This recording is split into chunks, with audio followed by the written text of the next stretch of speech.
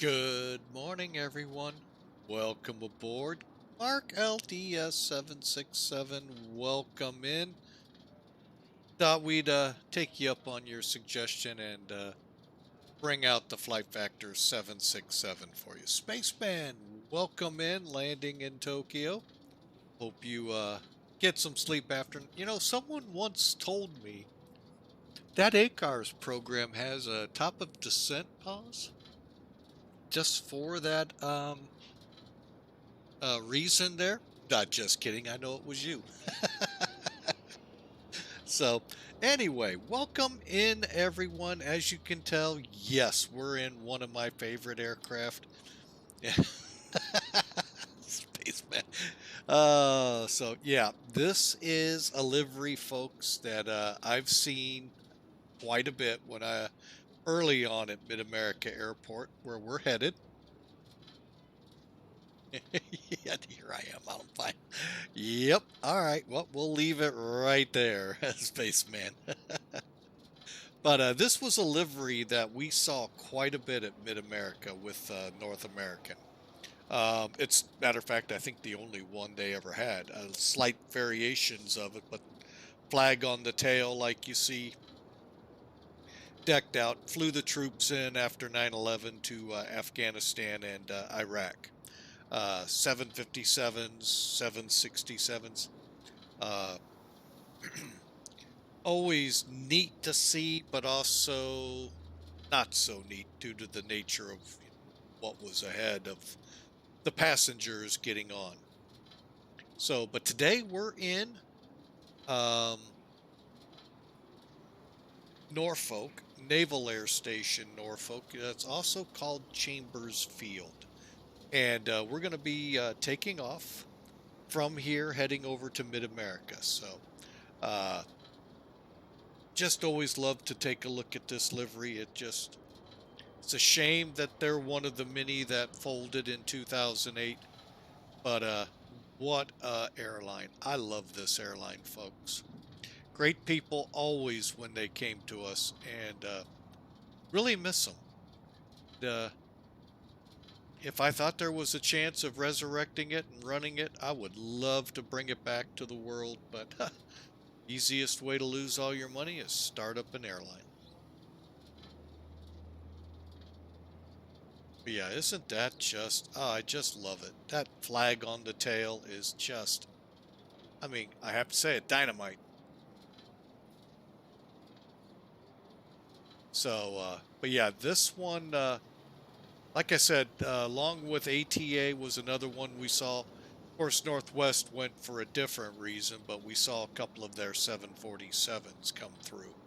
So, yeah, love this airline, folks. They only had like half a dozen planes, if that, but they were strictly charter. So, but yeah, they moved a lot of troops from stateside here to the Middle East there, in particular Iraq and Afghanistan. All right, so let's hop up here in the cockpit. Yep, those of you that just became captains of 767s know this well. And congratulations again. And well, let's go ahead first, power it up, and please don't be too hard on the critiques. I only play a captain on Twitch. Whoops, went one too far. So on that, put the bus ties on, boom, boom, boom, and boom. Get some position lights on so people don't hit us, especially sleepy pilots going into Tokyo thinking Norfolk might be Tokyo. And get a couple of other things set up here while I'm at it, just so we can move through it real quick.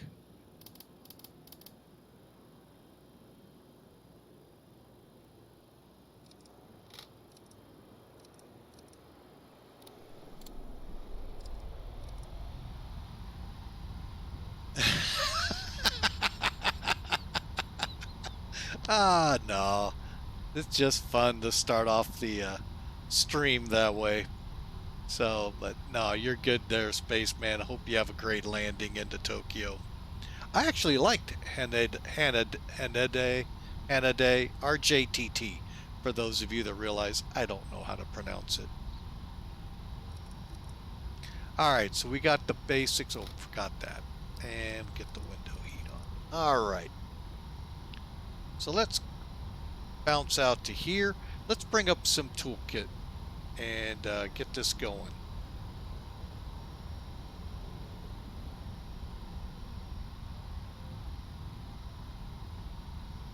Alright, so there it is, folks. You see our route from Norfolk, Virginia to Mid-America Scott Air Force Base, right here outside of St. Louis. For today, we are 18 minutes away from takeoff. Nice thing is we're a charter. We can go really whenever we want. Let's do a quick look here. Again, if you click the clipboard on the flight summary, you get this nice summary in front of you, folks.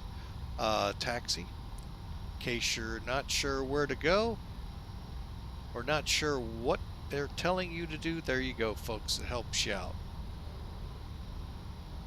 Loadout for today. 232 folks are going to risk their lives to fly with me to Mid-America Airport, and a payload of 51,400 pounds is about to begin loading. Zero fuel weight you can see on the board there, and 36,900 pounds of cargo. Cost index for the flight 80, and out of here we're taking off on a oh, now that stinks. I thought it put it in feet. Hang on a second. I'll translate real quick. 8,371 foot runway. Landing on a 10th, I'm sorry, correction. We're not landing on 14 left. We're landing on 14 right. Scott Air Force Base side. Current real world NOTAMs prevent us from landing on the 10,000 foot runway. The cross taxiway to the military side's closed. So we'll be landing on an 8,000 foot runway there. All right, let me get everything out of the way. Ooh, what's going on? There we go. All right, quickly, again, cost index 80. Trip is about 689 miles, and winds be in our nose for about 25 knots. Nose to the right quarter, so. Here's the fuel breakdown for those that like to read that. I'll leave it there for a couple seconds, but basically gives you an idea of how dispatch broke it down. And this, by the way, folks, is the default from SimBrief operational flight plan. There is one, you've seen it. I don't like showing it that much because it does not transpose well here for United, but it gives information that none of the other airlines give. Mainly the tropo and temperature. Easily find the temperature at altitude average. Oh, gotta love fall, gotta love harvest. Just tears my nose up. Okay, and again, route. We are gonna fly the, hang on, let me see what it's called so I get it right.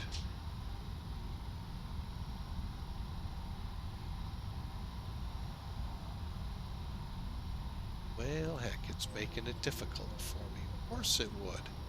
Why would anything be so easy? And we'll get to him here once we load the plane.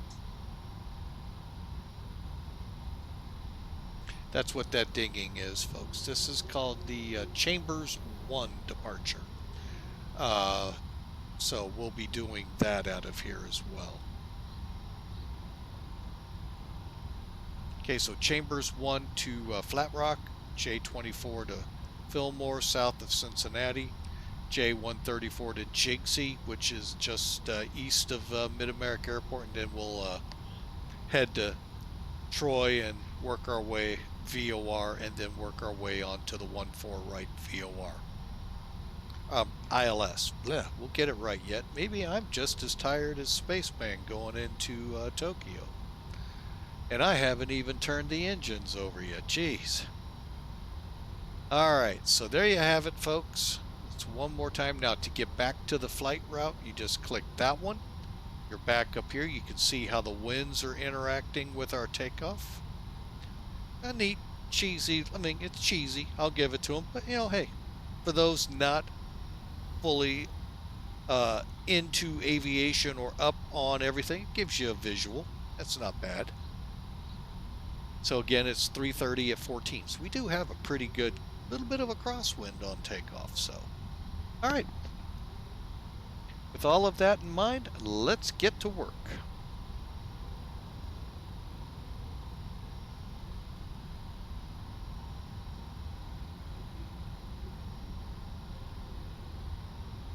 Uh-oh.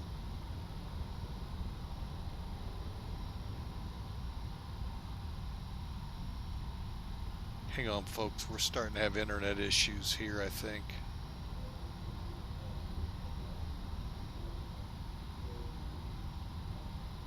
All right, let me... Yep, we're getting timed here, folks. So hopefully everything will go well here.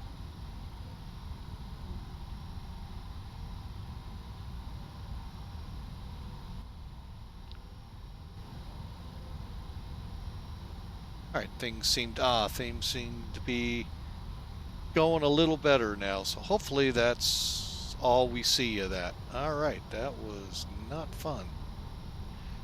All right, so there we go, folks. Back to the 767. We're back ready to go. Let's do that. Let's get loaded. I'm going to bring up the EFB. And over here to the ops ground page. Now, I'm going to show you the page, and then I'll show you how I use it. Not going to guarantee this is the right and only way to do it, but this is how I do it. Also going to get my checklist up because it has been some time since I've flown this plane. So, would like to have that as a backup. Alright, so we're going to go in here. We've already made sure we got our chocks, our baggage carts, GPU. I'll explain this one, and the passenger bus in just a second. We'll go ahead and bring the fuel truck out and the air conditioner. Now, for the passenger plane, This is all you have to have up to load it. Gotta have a way for the bags to get into the bottom. Gotta have a way for the people to get on the plane. That's either gate config, if you're not at a gate, which will happen at Mid-America. Now, we're not going to the side with the passenger terminal. We're going to the military side. They don't have jetways. So in that case, we do not use gate config and we'll click stairs. In order to use the stairs, we need the bus out there for the people to either get on, get off. They take it a couple steps over and above. I'll give it to them. GPU is on, obviously, you see why. We'd be draining the battery right now. Fuel truck, so you can put the fuel on. ACU, that's not required. That's just to keep the plane in somewhat of a cool fashion. I hope I explained that pretty easily. Good thing is there'll be a video of this here shortly, within the next few days. All right, Spaceman, you grab some sleep. Have a good one. So, perform maintenance. That way your maintenance is taken care of. Now, we got to come down here and put in our packs. Our packs for the flight, I believe, was 232. And that is true. I forgot to start X-Pilot. Oh, shame on me.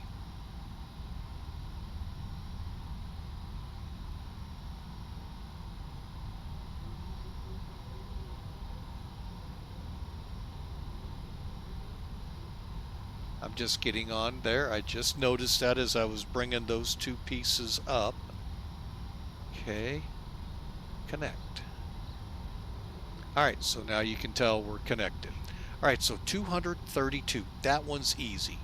232. Now, the passenger version today that we're flying isn't all that difficult to figure out. Cargo, they throw a little nuance at it that confuses some, and we'll try to put it together tomorrow. So, but how I do it, okay, so we got 232. I'm going to go ahead and zero out my cargo. Now, I'm going to look at my zero fuel weight. And again, I'll just go ahead and tell you I'm not bringing Sim Toolkit up for it.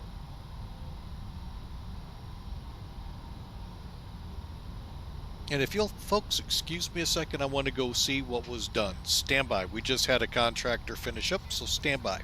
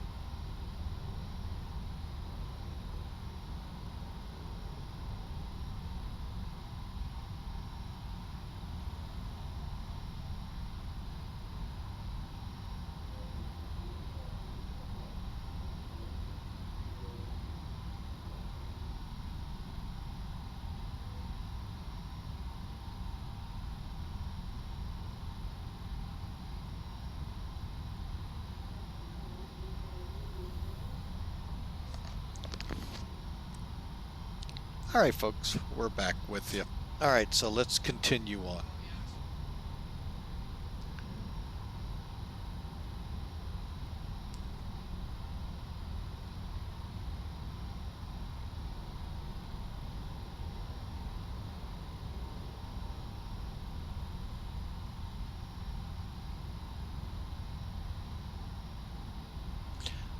Okay. So what we do here, folks, is what I do is I take this number and I subtract it from the intended zero fuel weight, in this case 2700, and hit enter, and there you go. So we're loaded, we got the proper zero fuel weight, the only thing we don't have is the fuel. So let's put that in, 36900. Boom.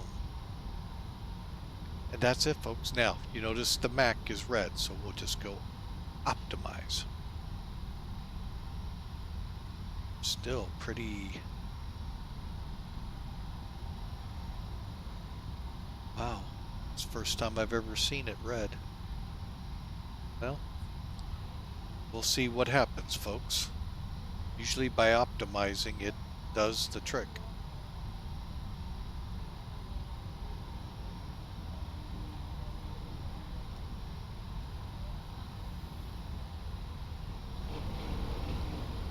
Alright, that way you can hear it in the background.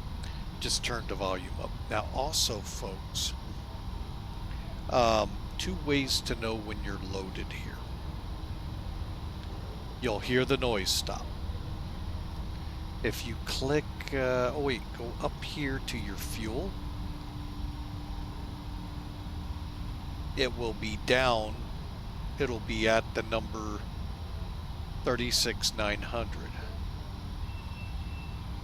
Once it reaches that, we'll be good to go. It's got a ways to go. All right, and while that's all going, we'll move that along.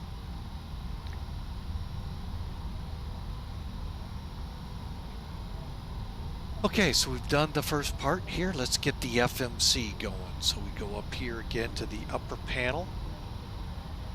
You can see we're already down to 64. It's going to take a little bit. Let's move this to status or heading, and that'll show us how long to we align. So we'll go align.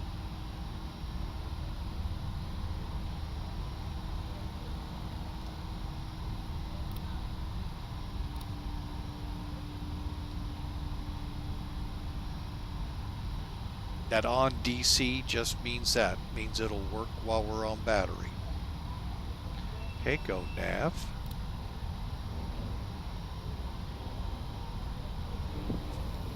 Go nav and go nav. All right, so now it's aligning. It'll take 7 minutes.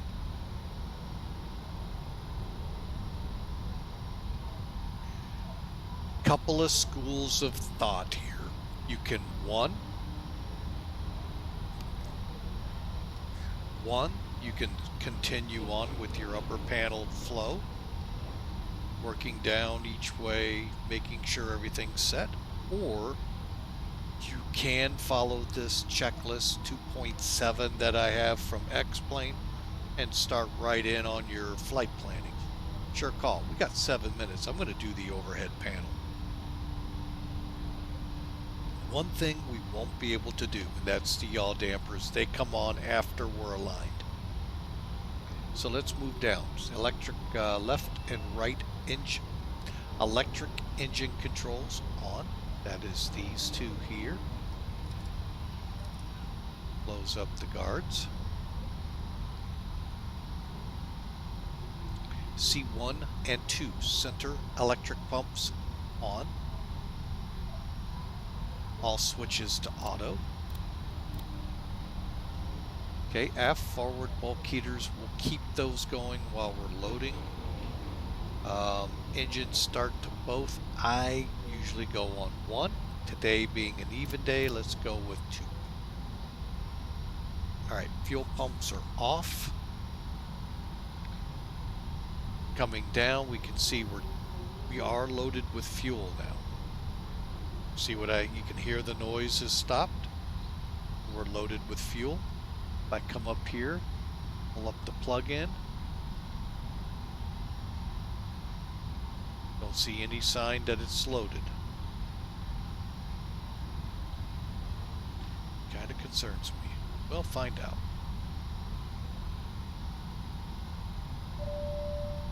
Yeah, we'll get to. Sir, we are freezing back here. Please do something.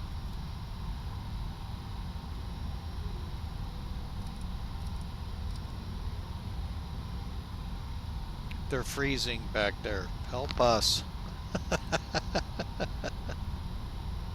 All right. Where were we? Coming down, we're on our starters, fuel. Ice is off, wipers off, lights set.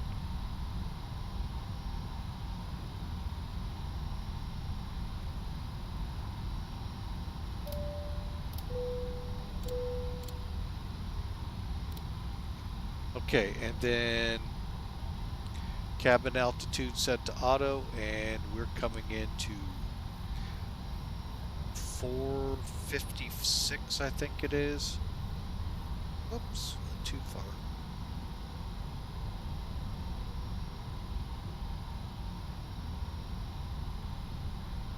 Yep, 460. Okay, and then cooling standby.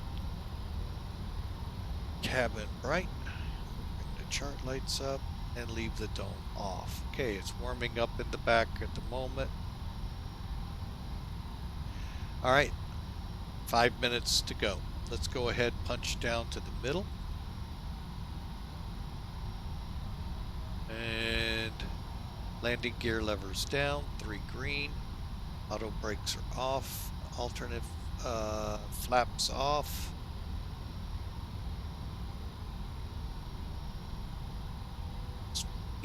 Speed brakes, they need to go this way. Come on.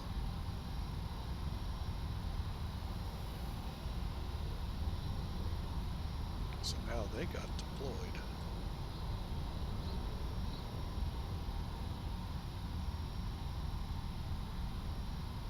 Interesting.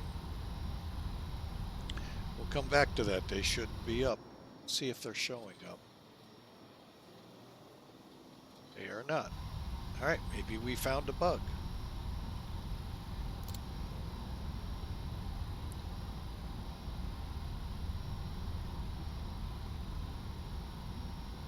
And then finally, folks, weather radar is in test.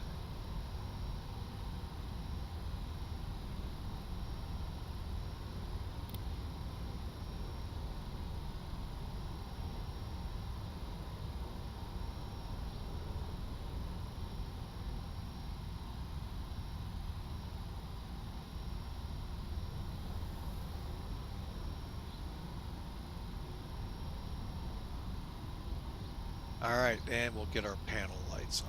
All right, so now that brings us back to the FMC. Really not all that hard, folks. Well, unless you can see it, then it's a piece of cake. All right, so believe it or not, did not do this the last time.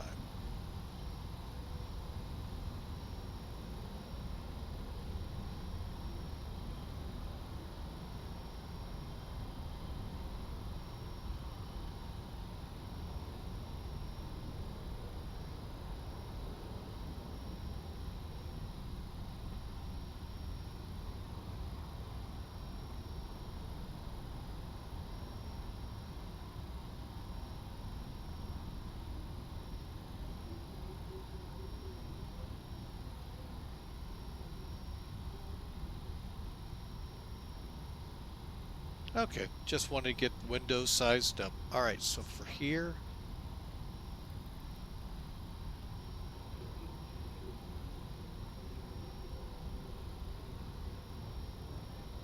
did we take an update today? Oh, I didn't. I have to update it. Oh, great. Okay, well, we're not going to be able to update real quick, folks, so oops, I didn't mean to click that. We're going to continue on. I just realized KNGU.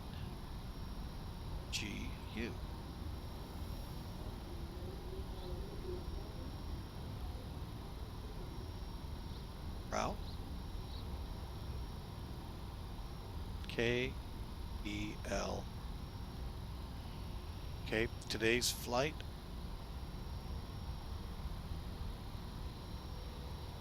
Uh-oh. You know what? I think I screwed up. Hang on a second, folks. Hang on, I think I screwed up my flight plan. Oh, no, I didn't. Okay, good. Or at least I hope I didn't.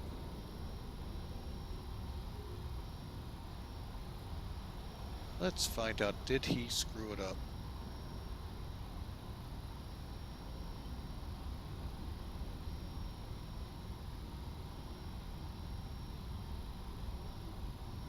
Nope, I'm in there just like I was supposed to. Okay, good. I thought I put in my mission number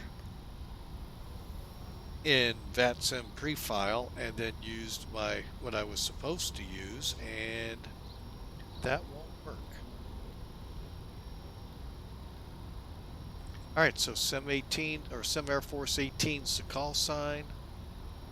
Next page, and then we put this route in.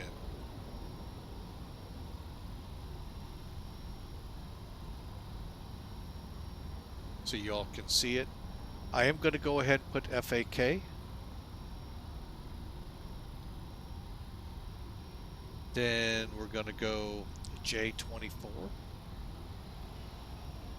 Put that under direct. That's our routing. Then FLM. Then J134. Over to Jigsy. JIG.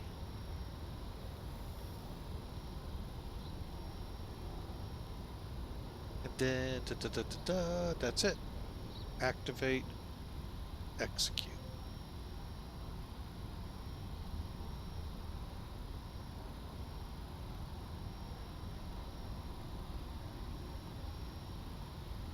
All right, before we get going, second.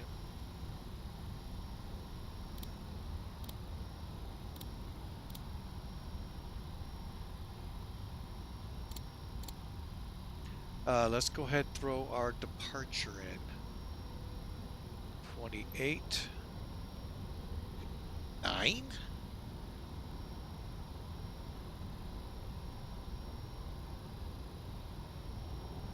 Huh. Oh, never mind. I know why. It just dawned on me. Definitely need to check this one out by the legs. Vectors to... Okay. Alright, we'll actually fly it the right way, so walk. WAKS. You know what? No, we'll just go vectors to FAK. We'll do that. Alright, so what I'm going to do is switch this into plan mode. Legs. And we're going to step it off.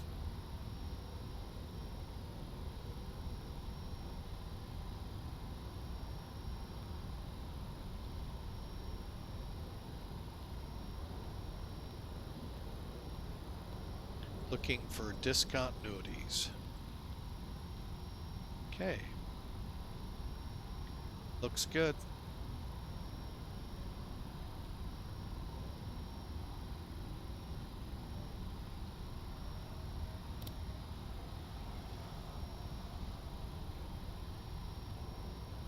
Alright, so the reserve for this trip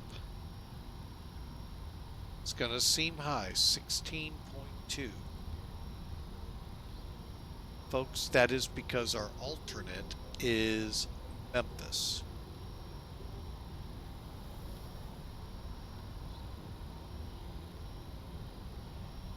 .353 at 25. Not 6. 353.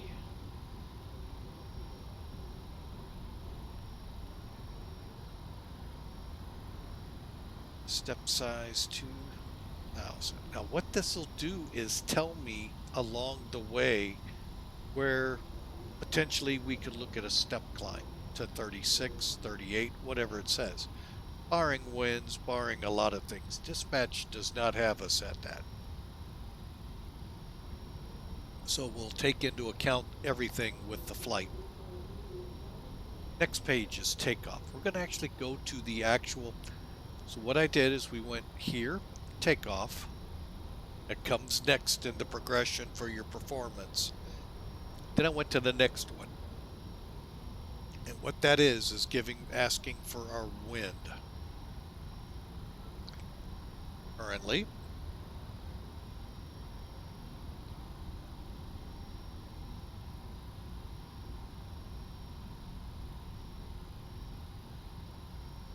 .330 at 14.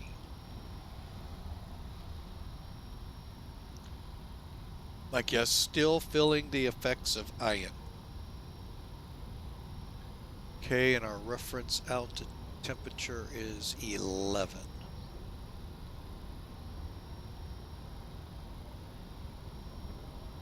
Okay, we'll put our CG in. Trim is going to be 0.0. What? Okay, this is definitely looking weird.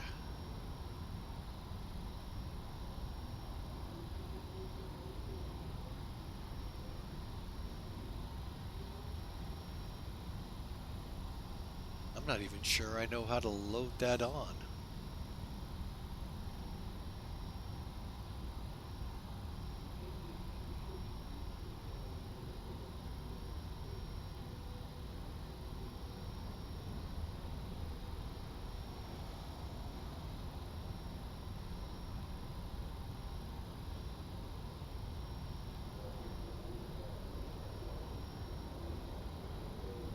Okay, well, we're gonna blow this thing out of the water, I think. 141.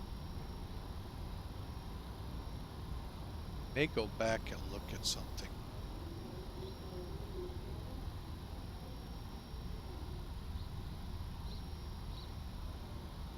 Five, 3, 8, 2, 9, 0.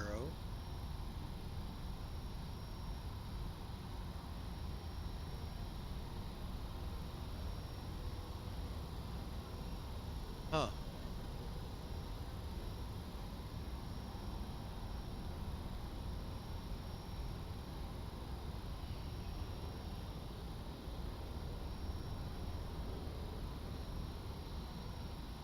All right, let me close this up. I'm kind of confused here, folks.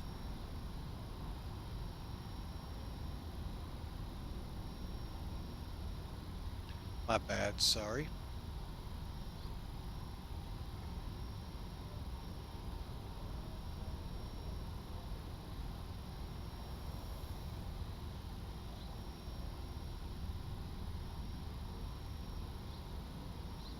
That's at 0.7.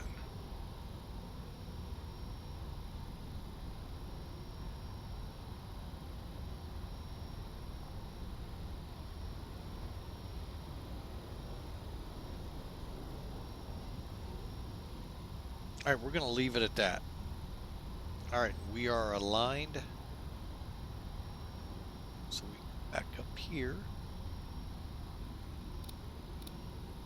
There's our information. All right. Okay, a lot of differences here than the XP11 version. Hopefully, all good.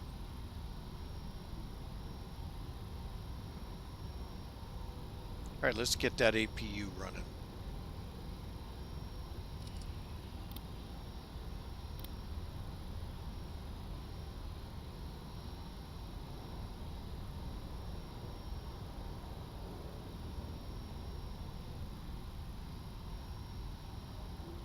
If we can hear it.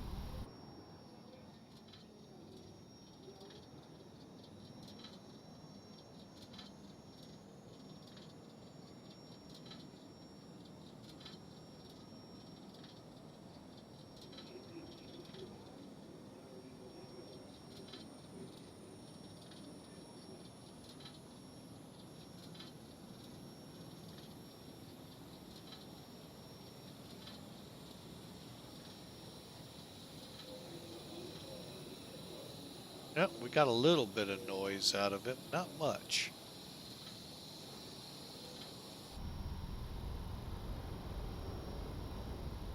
Okay, we're at 100%.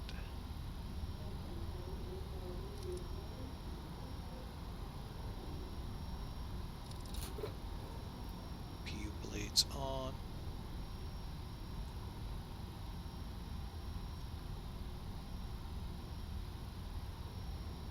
All right, this is going to be an interesting flight, folks. I'm going to tell you right now, a lot of numbers don't seem right at the moment. Hopefully, a couple of the biggies do here in a minute.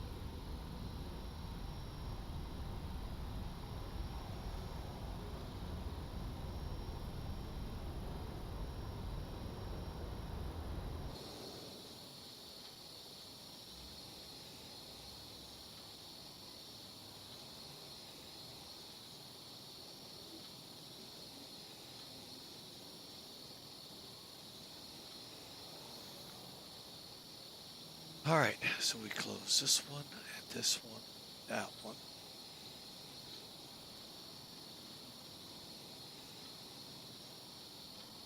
Go ahead, close them all.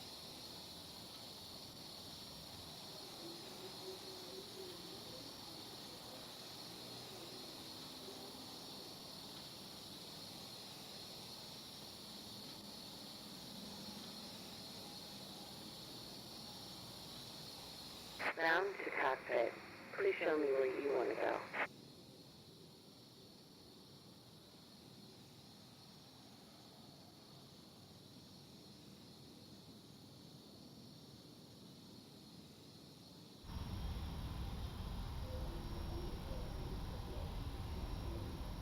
Okay, so Bound to cockpit. Please show me where you want to go.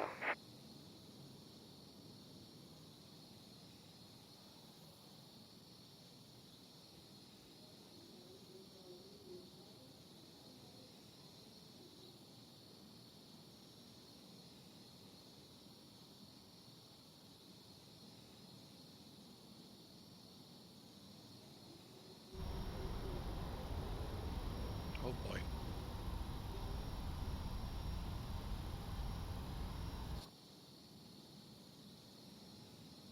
Try this one more time. Bound to cockpit. Plan acknowledged. Call me through the menu when you are ready. Thought I did. Bound to cockpit. Tow is driving up.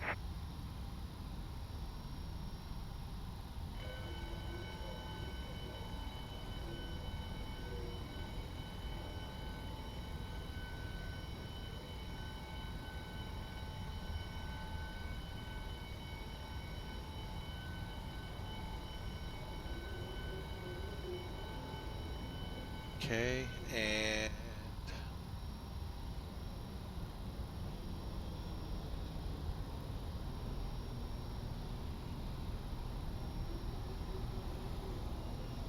two nine.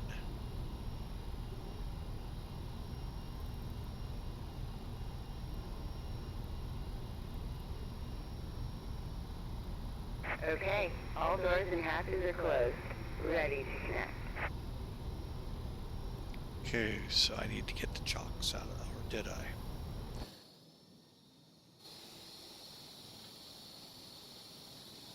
Did. Okay.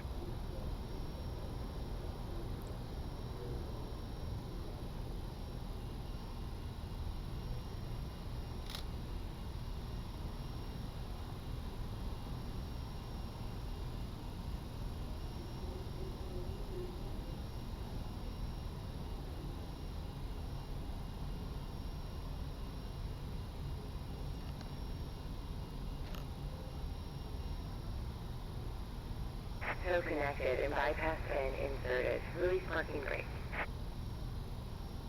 Ladies and gentlemen, we request your full attention as the flight attendants demonstrate the safety features of this aircraft.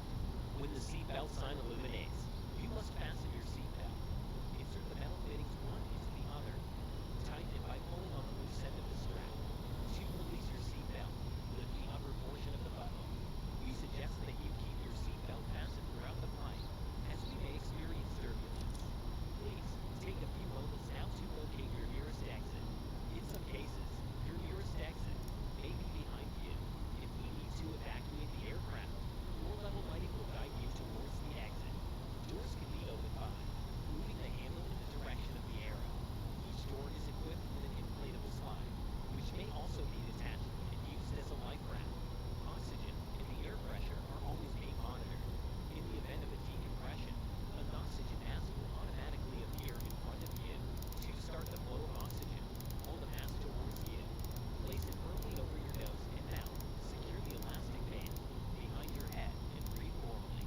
Hi folks, my apologies for the dead air there.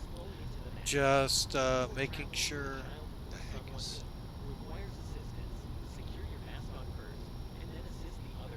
some new things on here. Just trying to get set and ready to go. Here we go. Oh wait, no we're not. Ah, almost forgot. When instructed to do so, open the plastic pouch. Remove the vest, slip it over your head, pass the straps around your waist, and adjust at the front. To inflate the vest, hold firmly on the red cord, only when leaving aircraft. If you need to refill the vest, blow into the mouthpieces. Use the whistle and light to attract attention. Also, your seat bottom cushion can be used as a flotation device. Pull the cushion from the seat, slip your arms into the straps, and hug the cushion to your chest. The following electronic devices: smartphones, CD players, laptop computers may be used when the seatbelt sign is off, or when permitted by the crew. Mobile telephones, remote control toys, or any electronic devices operating with an antenna must be turned on at all times. We remind you that this is a non-smoking flight. Tampering with, disabling, or destroying the smoke detectors installed in the lavatories is prohibited by law. You will find this and all the other safety information in the card located in the seat pocket in front of you. We strongly suggest you read it before takeoff. If you have any questions, please don't hesitate to ask one of our crew members. We wish you all an enjoyable flight. Thank you.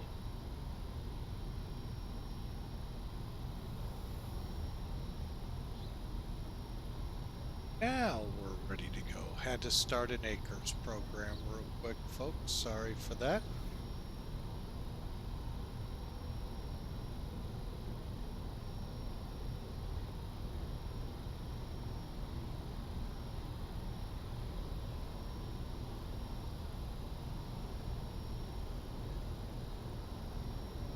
All right, here we go. And again, my apologies for being kind of in and out. What a morning. But we're going to try and change that and get into a nice run.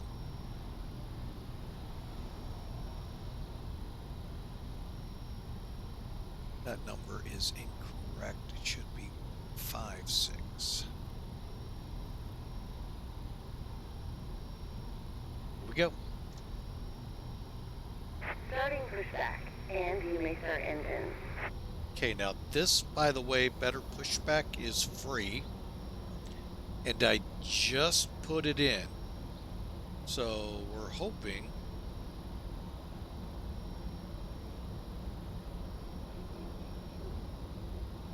it works. I'm not giving it any complicatedness to it at all. But we're going to go ahead and start engines.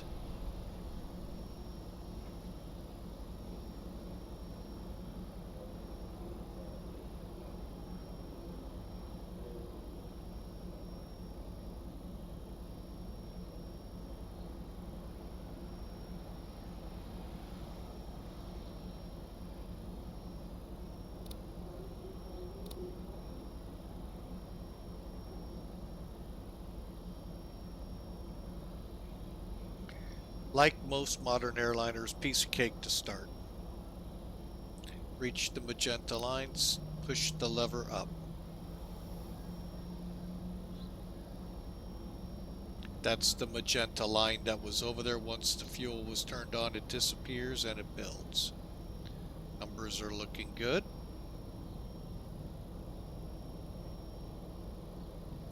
When it flickers,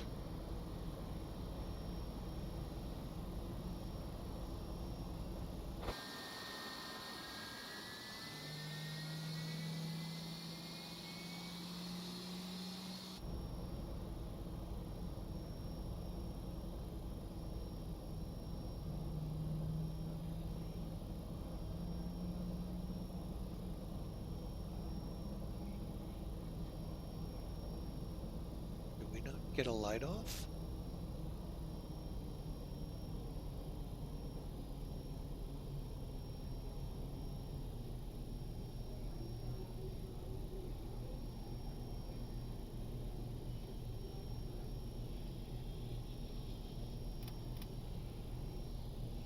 Operation complete. Go ahead and set the parking brake.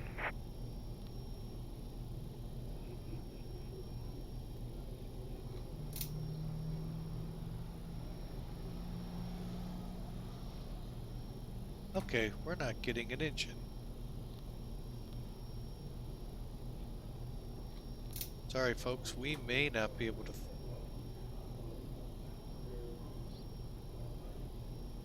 Got an engine in reverse.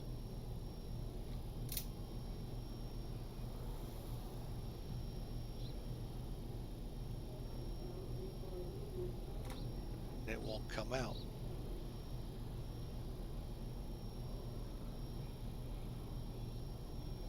Just like it won't come off the, hang on, let's try one thing.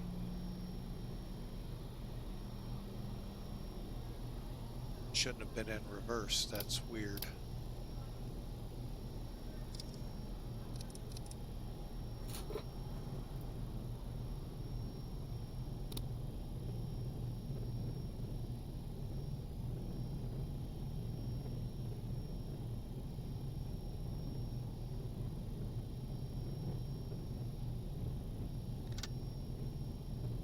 Disconnecting tow. Stand by.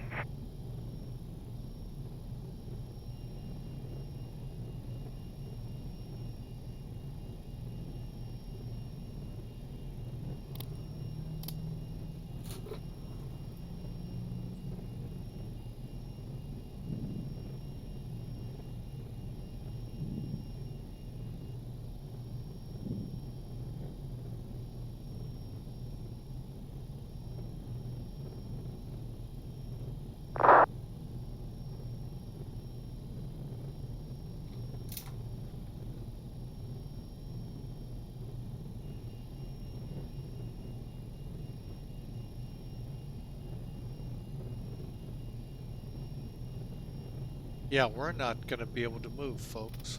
Tow is disconnected and bypass pin has been removed. Hand signal left. We'll see you next time and have fun up there.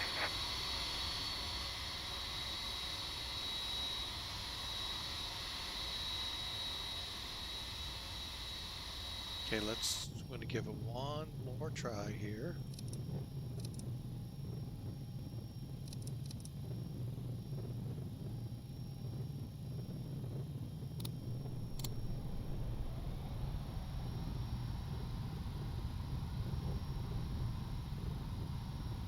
Then I'm going to have to abandon this plane. I can't get the reverser off. Let me see if there's a key setting for it.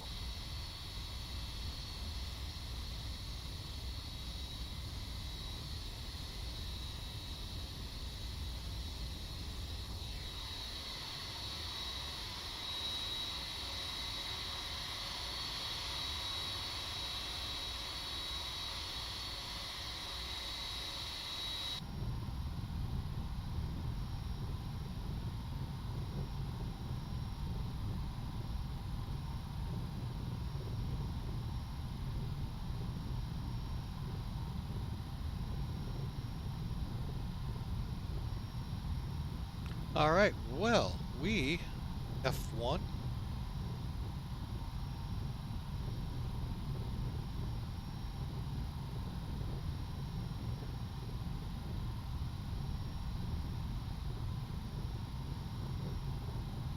Okay, I'm hitting F1.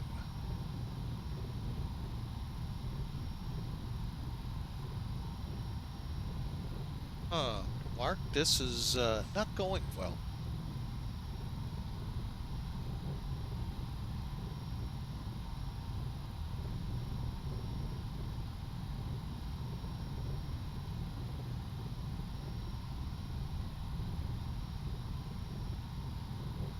Not going well at all. We are hung up here, folks.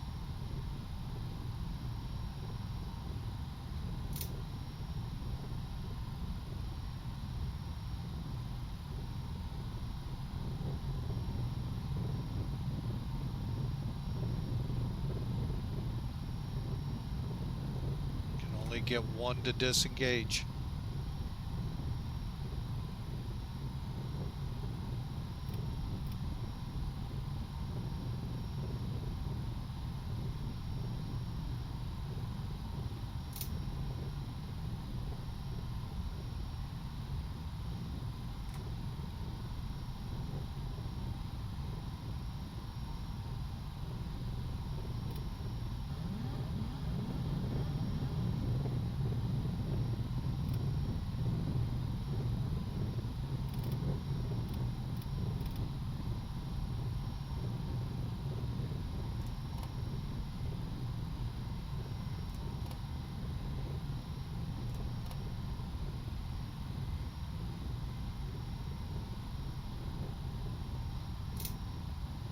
As I see it, my throttles aren't completely working either.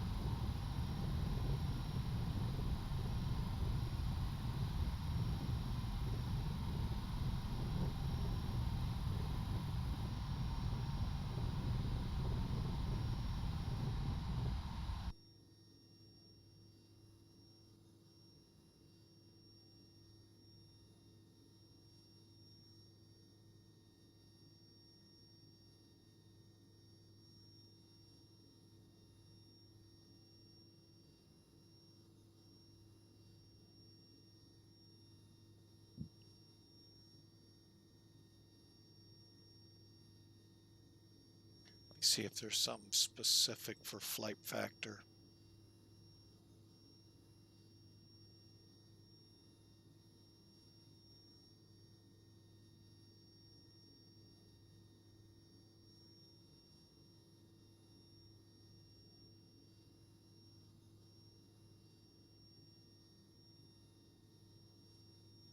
SATEC throttles there. And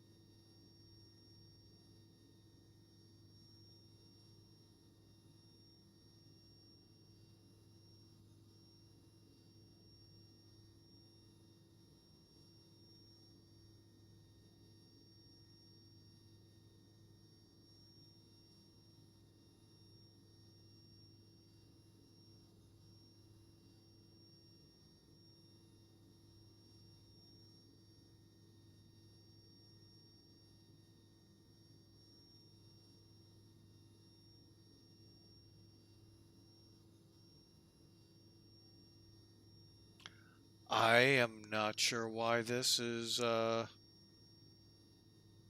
going well. You know, let's do this.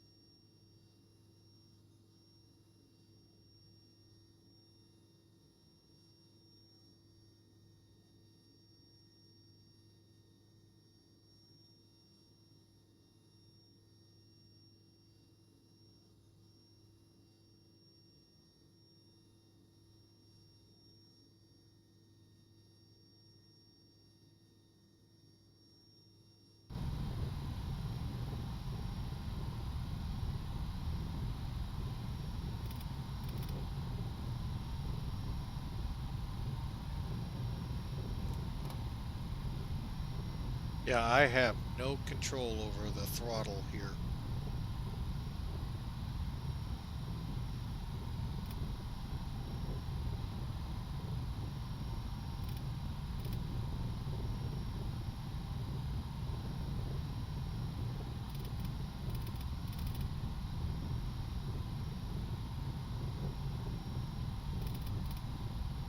All right, folks. Well, we're going to have to abandon XP12. This was a failure.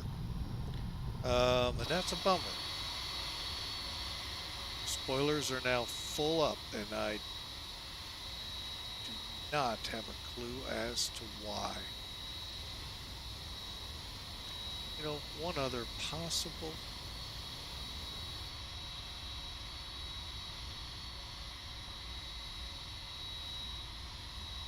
Don't think that'll do it, but never know.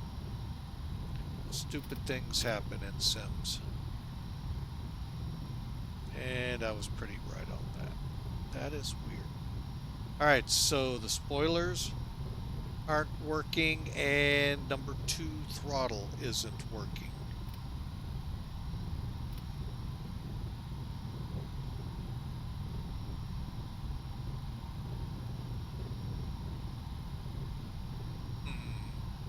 Well, I'm going to have to go inquire as to why. So, bear with me here, folks. We are going to make a quick change.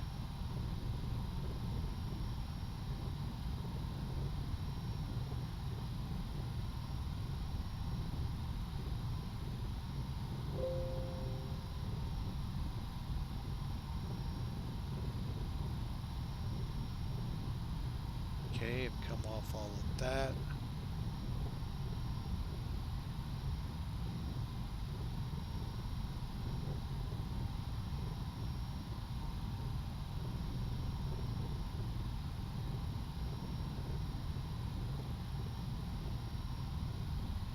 All right, I'm going to set a new flight up, folks. We're going to try next plane 11. Since I did not update that one, I hope.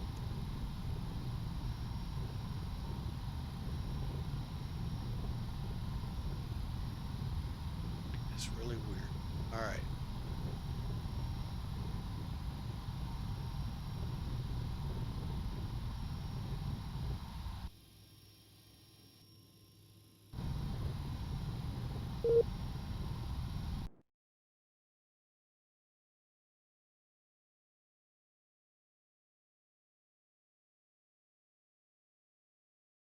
Okay, so bear with me here a second, folks. I'm getting X-Plane 11 out of the hangar.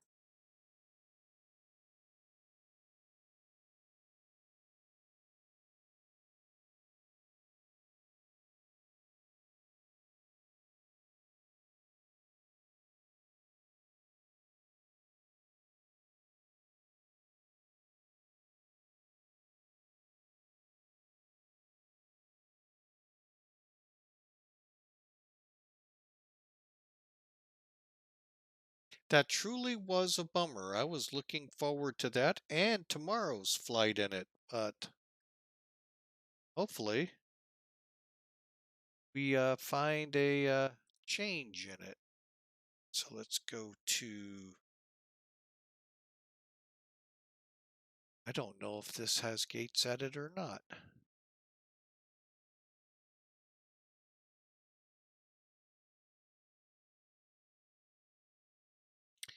All right, well, sorry there, Mark. We weren't able to come up in the 12 beta 5. And maybe I don't know what I could have installed wrong, did wrong. But yeah, it didn't work. So,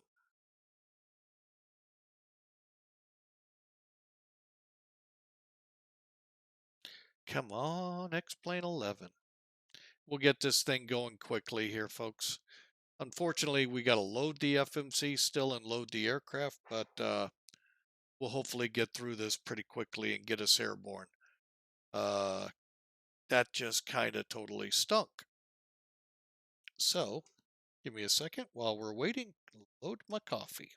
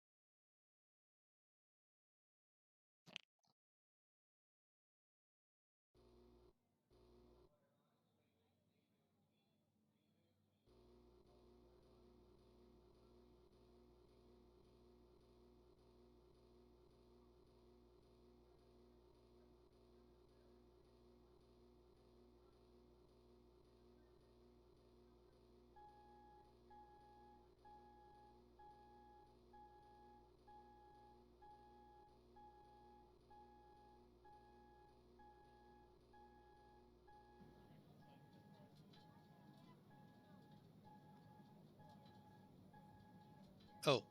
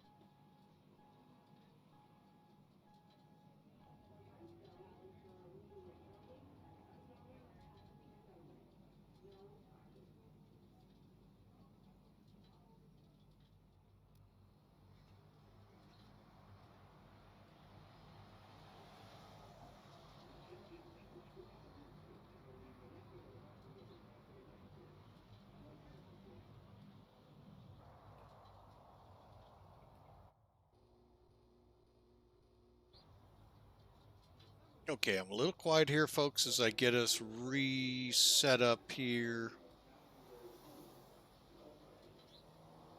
All right. All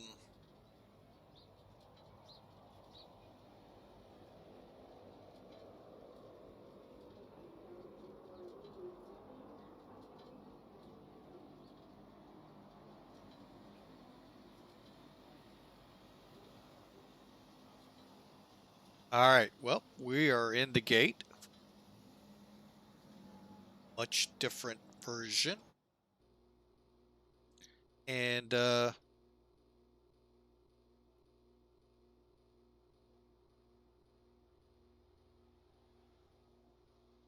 I updated with a program called, hang on a second,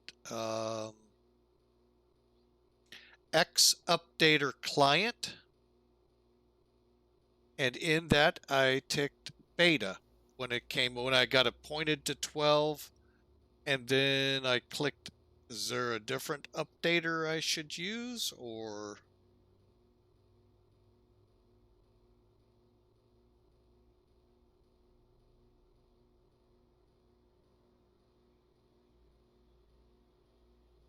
So, but anyway, we'll just go with 11 since we've got it all loaded up. So real quick, let's do the basic fire up here. All right, so radar's off. Hey, look, spoilers are up. Throttles are working, flaps are working, gears down. Some of these sets, so when we power up, we're good.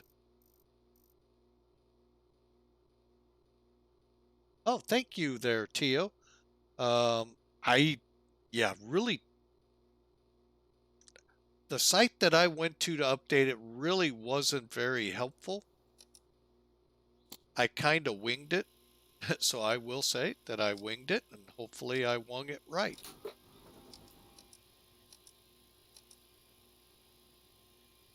Okay.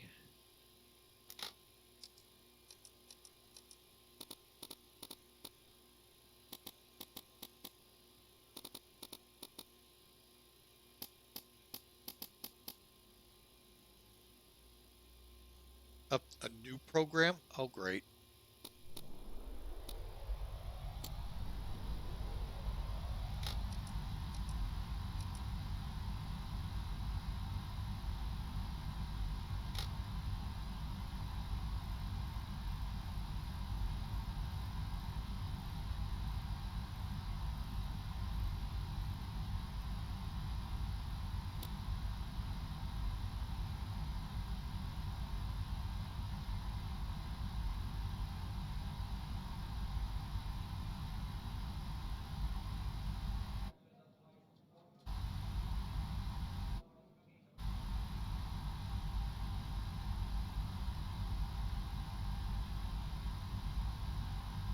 Okay, everything looks good here.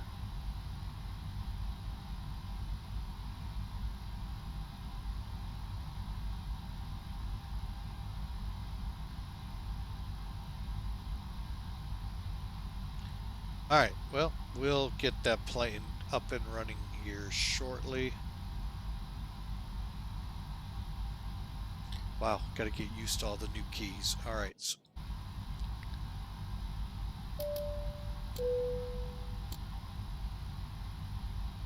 Two, two.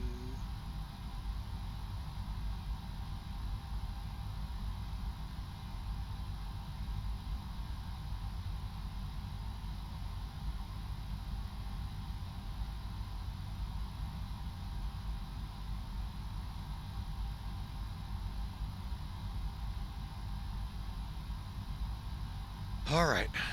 Well.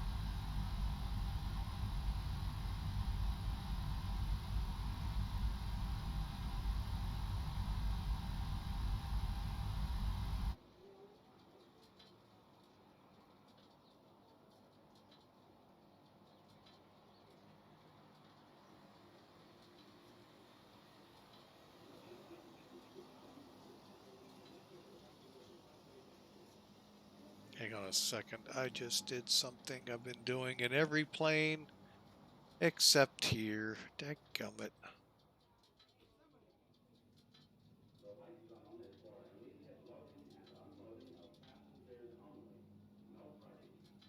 Okay, I did it right. All right. Okay, so let's get her going, shall we? Okay, so we've done our quick power up. We've got our batteries, all emergency lights. Let's go back up top here.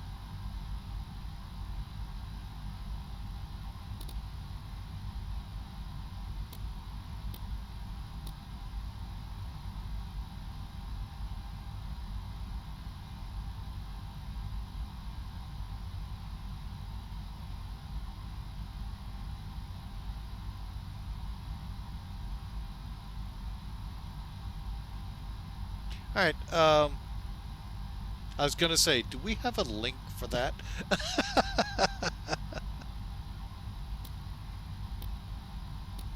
Okay, so we're nav. We're good up here. 7 minutes to go, so we'll continue on down. We'll get our centers on. Auto. Things looking good here. Can't do a test there.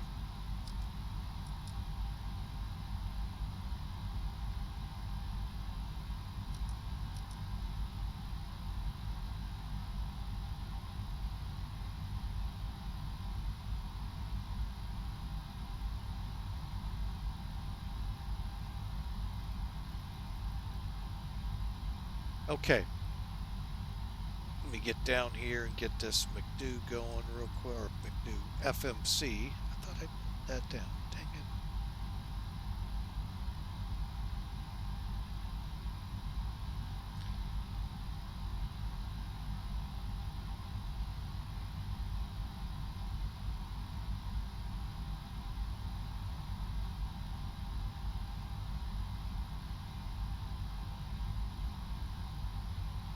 Okay.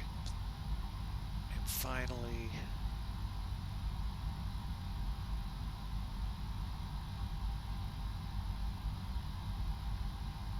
FMC. Good. Now we're up to date. That's good. Okay, reference airport KNGU.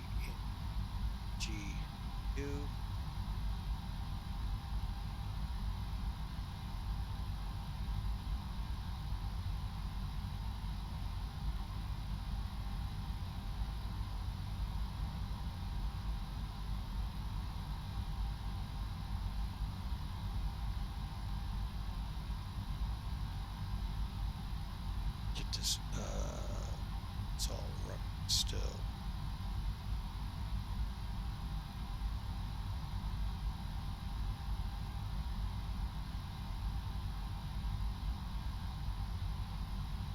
Get back online here.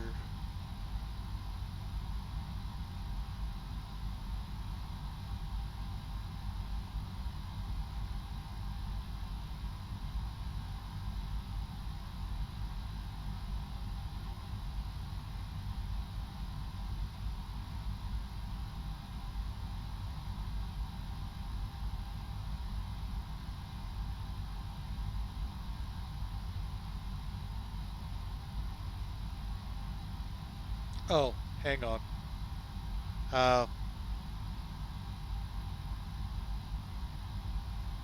Get this program loaded. Sorry, folks, wasn't paying attention to the chart. to the chat there. I was getting things going here. I think that's what I'm using.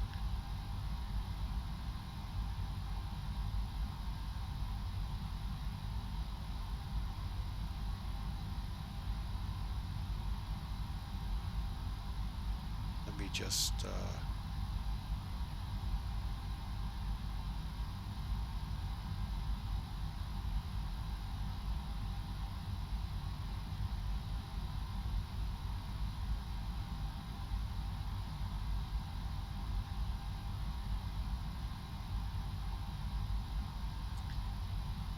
okay, I think I'm slowly getting caught up here, folks. Sorry.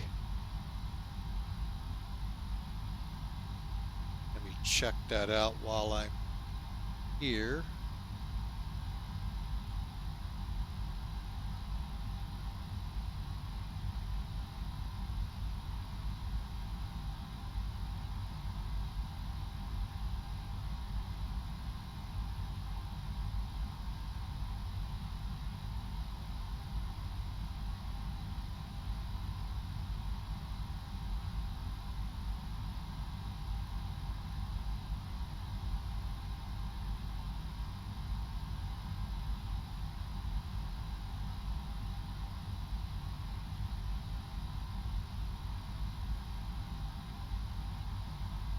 All right, yeah. I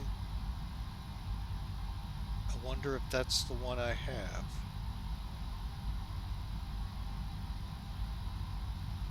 Wonder if it's got to be updated. A lot of questions to be figured out overnight. All right, so as you can tell, we are reloading this. Next page, FAK.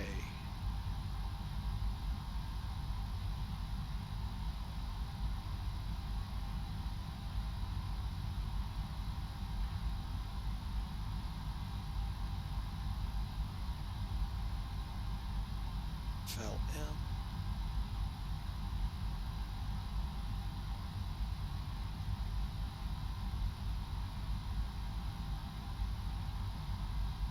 KJ134 again.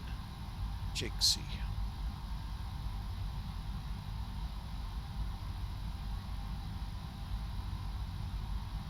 Okay, back to the route page. Let's put in the runway. Execute. Still didn't put in those. Oh.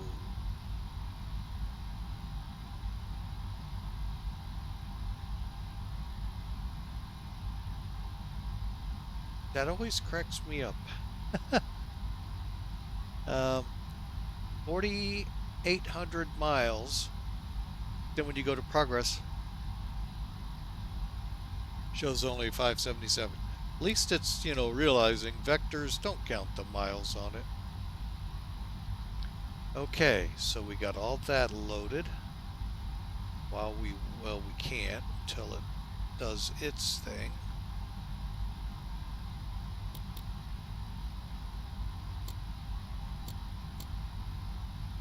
Okay.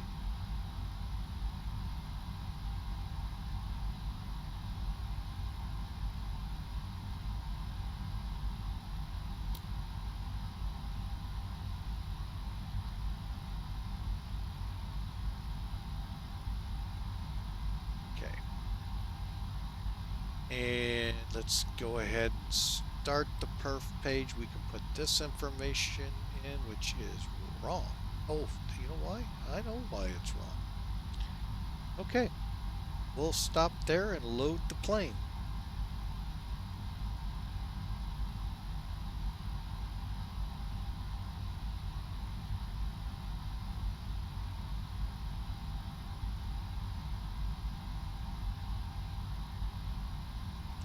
$232.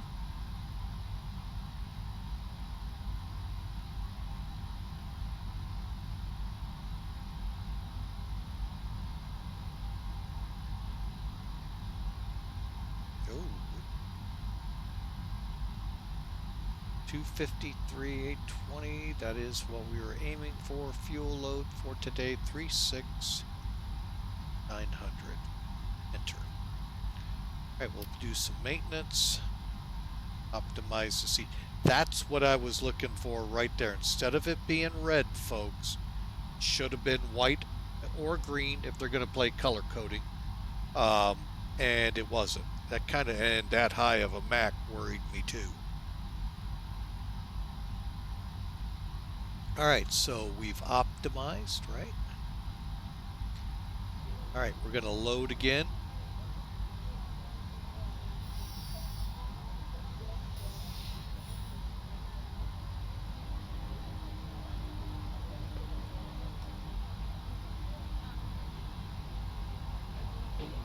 Same parameters, folks, except I have to learn. Once this reads 36.9, it'll stop loading.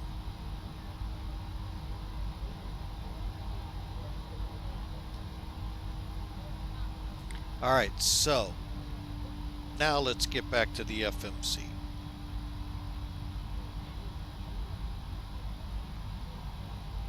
Yay, it won't let me. So 253.8.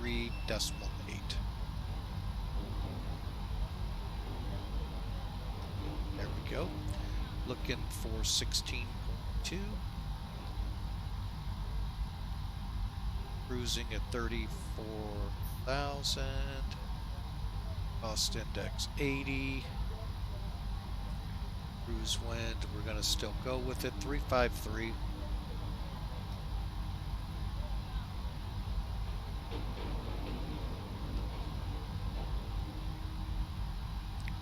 Five.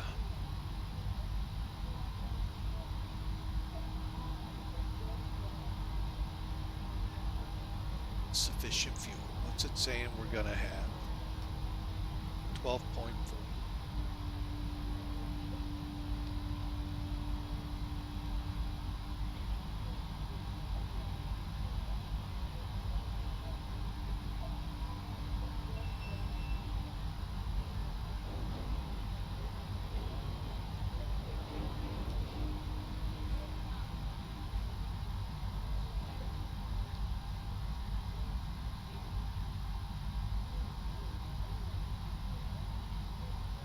Okay.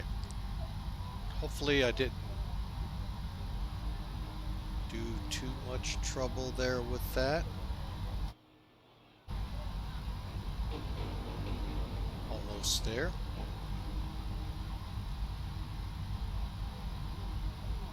Go to the next page, Takeoff winds.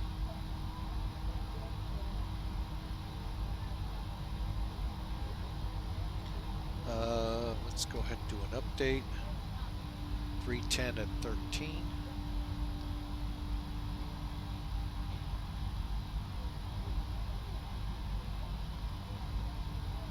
Still showing 11. That works. Oh my gosh, trim 1.8, still low.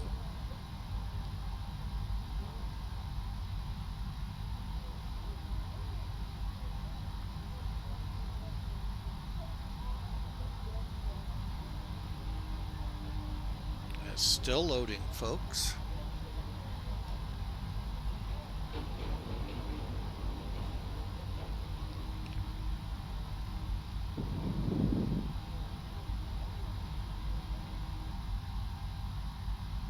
I think it just finished.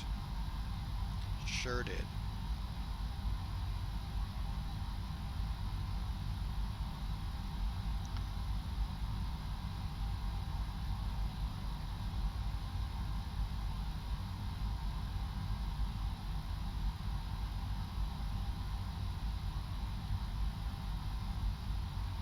Okay, and updating.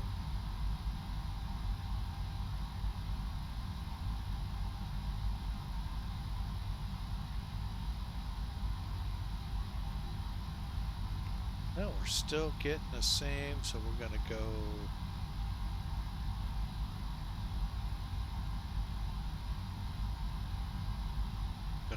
with 141.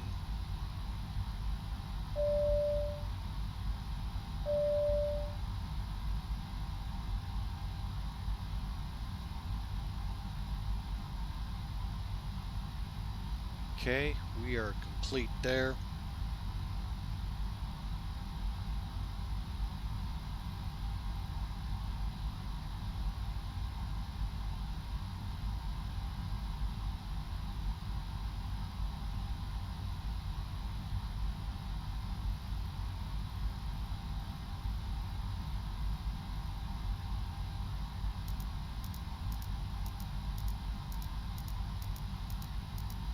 Barring ATC coming up, I'm going straight for 34. Clear those, clear that, we're good.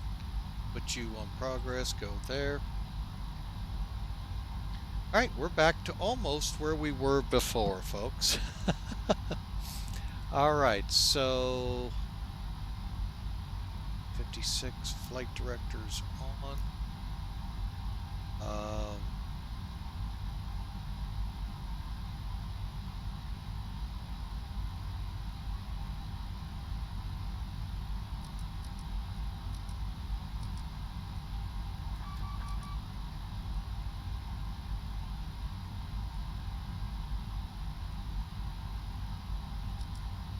Alright, we're going to go ahead and fire an APU up. I have nothing to say, sir. Is there anything you want? Oh, I may have updated this. That's a different voice.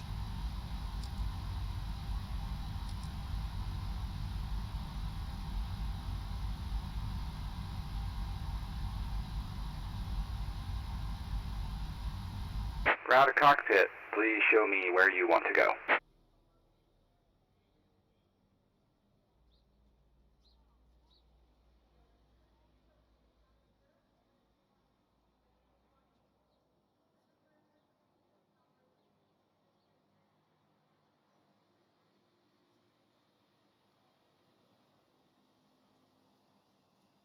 Ground to cockpit, tow is driving up.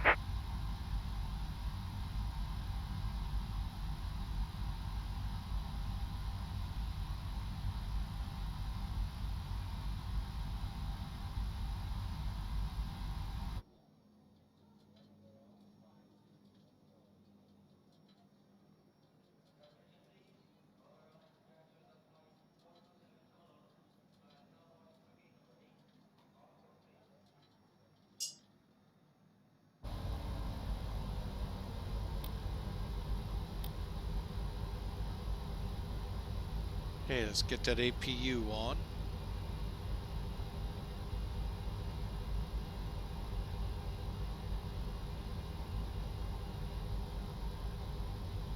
Okay, all doors and hatches are closed, ready to connect.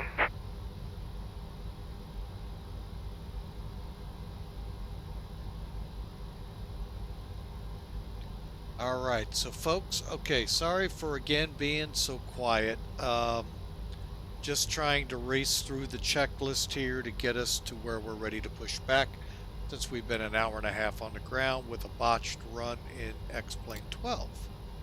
So, let us look at what we've done. We've loaded the aircraft via this 232 passengers.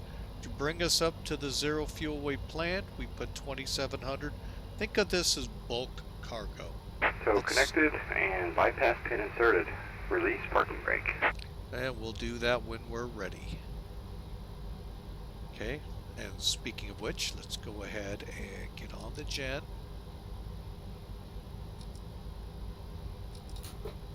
Okay.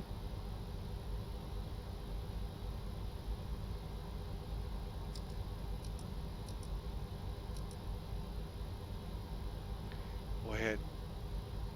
Pull the GPU, pull that, pull.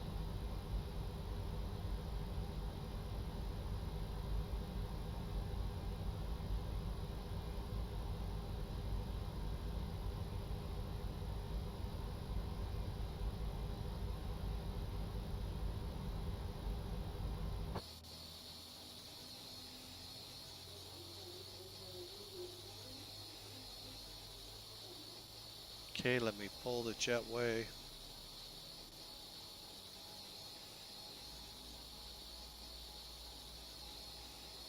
Alright, so again, we've got everything set to go. We've got our aircraft loaded, optimized the CG. We've got better pushback ready to go. Chocks, gate, fuel trucks have all been pulled away. Doors are closed. Batteries on. Standby powers auto. Wiper off. Oop, down here. Left and right bus ties, utilities, and gen connects all on. And emergency lights off. Cargo heat's coming on now. Yaw dampers are on. Electric engine connects are on. We'll bring the left and right engine hydraulics on once the engines start. Same with these. They'll go completely on when the engines are on. Yaw damper, okay. Got the bulkheads, the starter to 2. Cabin controls, we've got the landing altitude. We're going to go with Mid-America, Scott, 460. We're going to use pressurization mode 2. It's an even day. I just go, okay, if it's an even day, let's put it on 2. If it's on an even number day, I put it on 2. If it's an odd numbered day, put it on 1. Equipment cooling's auto. Forward, mid, aft cab controls are auto. Trim, recircs auto. Auto on the cabin control. Packs are now on. About to come off, and all of my isolation valves are in the open position. APU is up and running. So here we go, folks.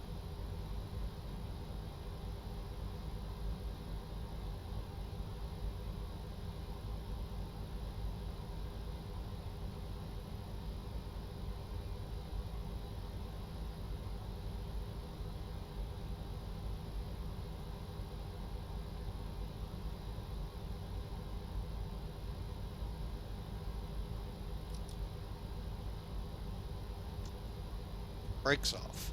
Starting pushback, and you may start engines.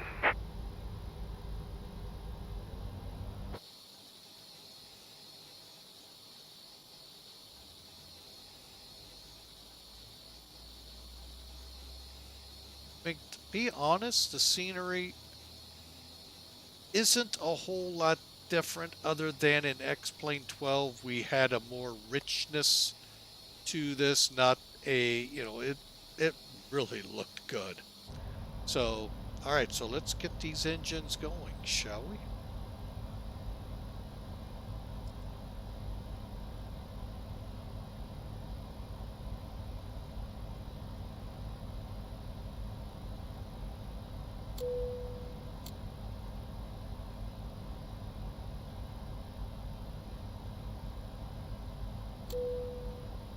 Always helps to turn the engine.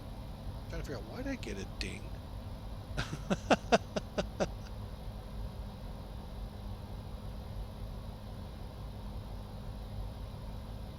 And we're just waiting for the purple line. When the lines meet up, we'll then kick it over.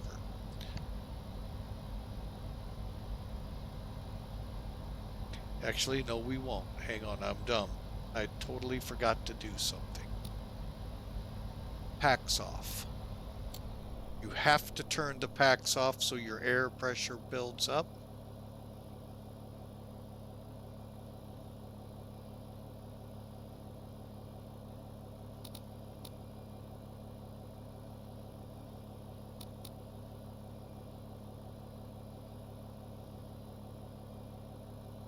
There we go.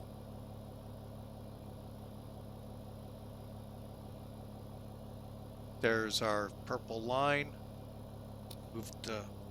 Move up. And there we got a light off.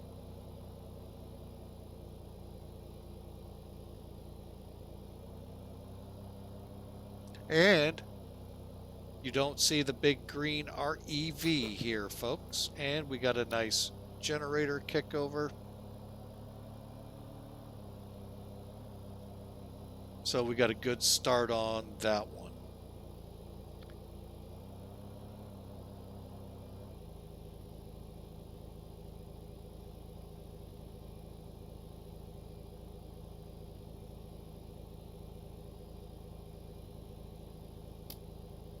Preparation complete.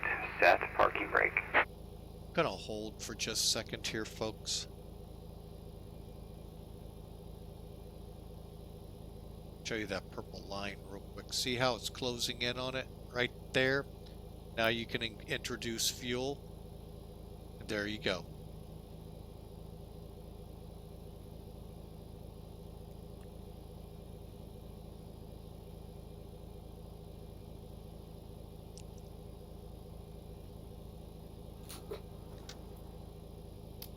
Disconnecting tow. Stand by.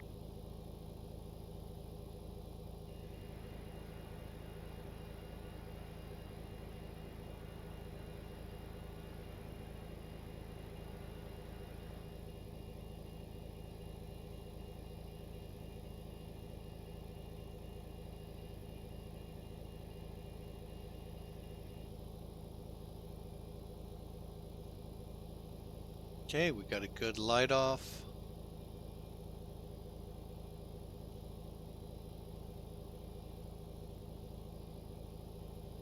Just about stable.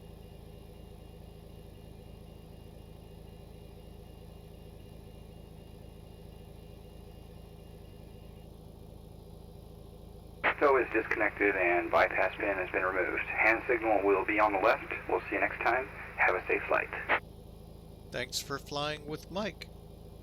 Thanks for the second pushback too. After engine start, brake set, tow vehicle going away. And what we're going to be doing is watching for him to get out of the vehicle.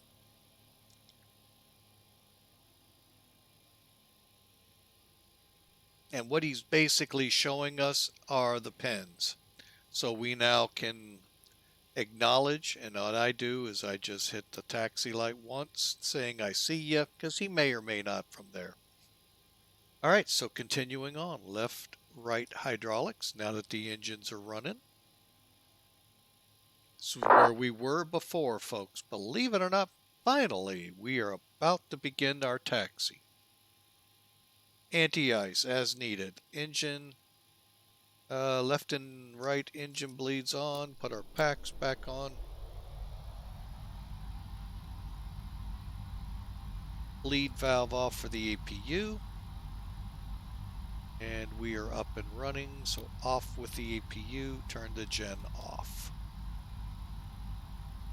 I'm actually going to run with the command decision. I'm going to go ahead and go with engine ice on. RTO, altimeters.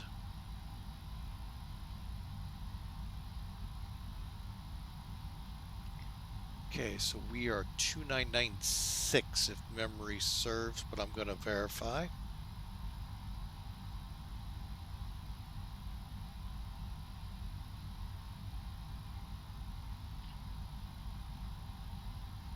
$2996.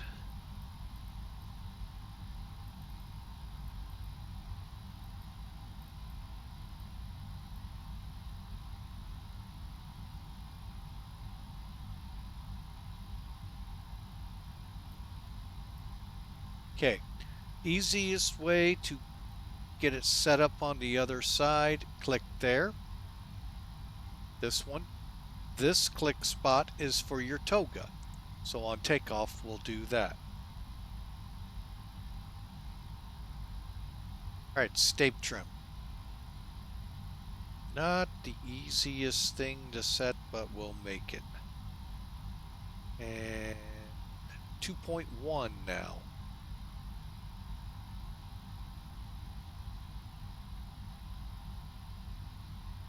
Okay.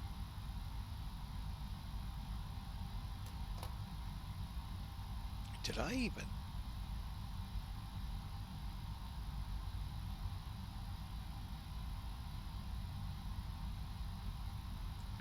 There we go, flaps 5.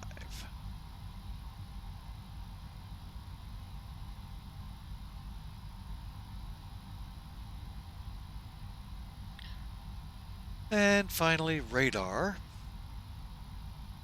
Just the radar to on. 200. We're set to 20 map, keeping these off, and data on. We're ready to go, folks. Let's go. Shall we? We've been here way too long. Way too long.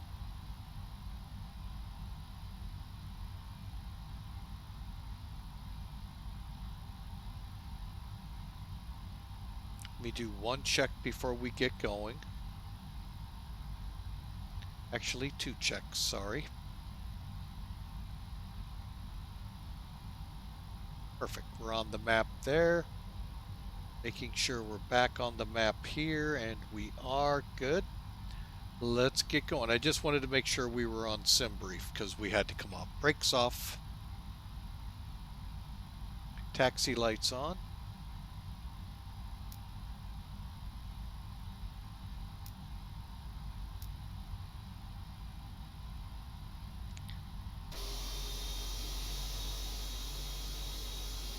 And again, folks, love this livery. Actually, you know what? Which way is our best way? Hang on.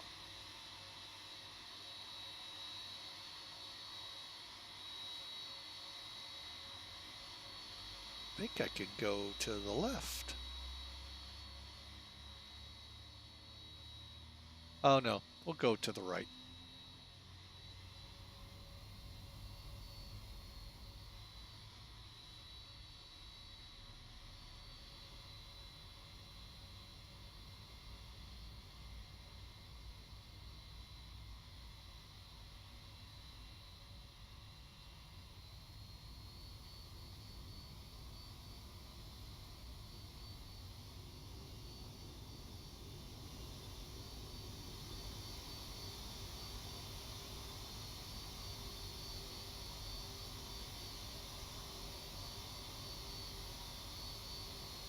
We're on our way, folks.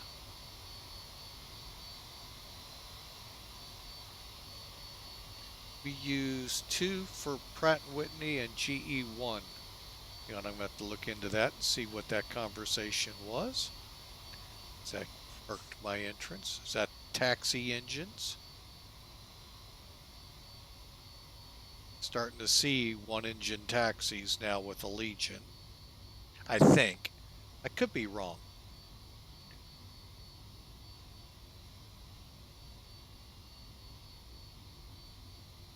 For start. Oh! So you start with number 2 on Pratt's and number 1 on GE.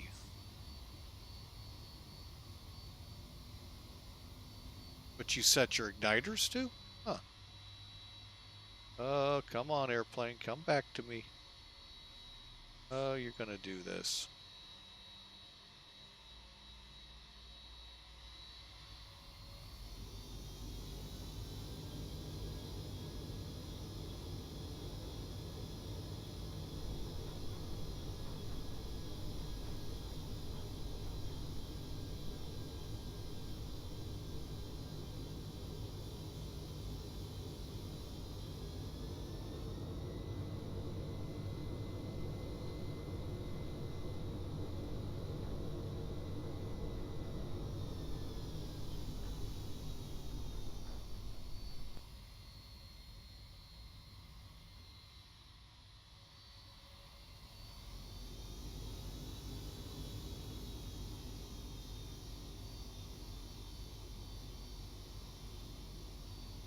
Okay.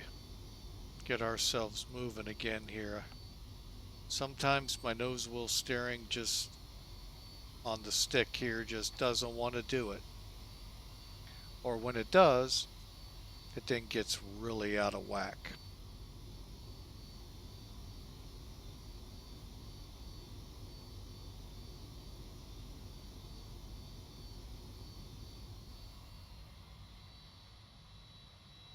All right, so we're on the way. 8,000 foot runway takeoff foot, folks. Actually, we're pretty, got a good gross weight here. Not full load. We're not going across the ocean, so fuel-wise, we're not up there, but zero fuel weight-wise, we're up there pretty good. for flight factor. Let me put it that way. For the real plane, if it's really configured up correctly, we're not that heavily loaded.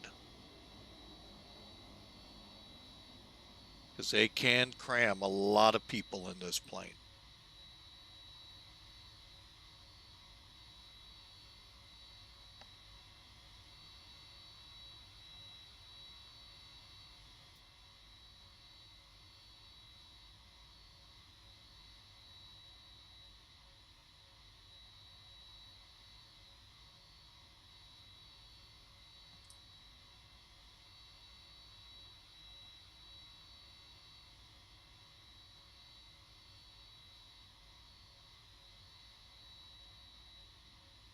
All right, folks, well, almost 2 hours into the stream, and we are finally getting to the end of the runway.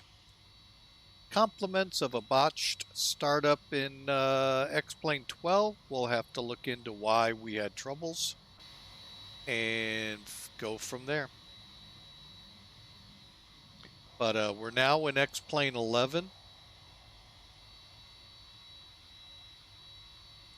So, just so everyone go, that doesn't look like XP12 scenery. No, it doesn't, and that's what bummed me. Really looking forward to flying this in 12.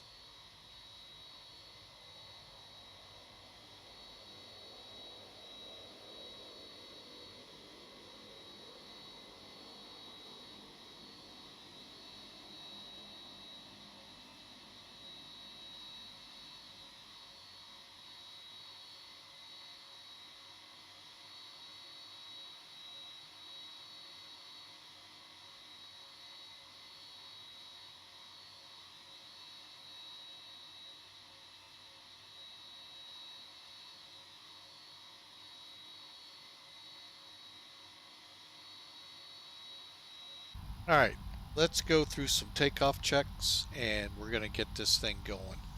All right, so speed brakes better be off. They are. Auto throttle on. Speed brake runway lights and the MCP set. TARA on the transponder.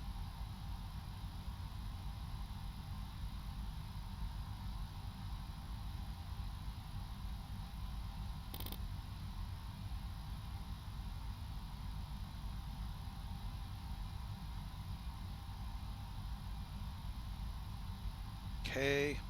Again, for this plane, folks, you have a click spot here, which will take what you set here and put it in on the first officer side. This click spot here, when you click it, puts it into toga, which is what we're going to be doing here momentarily.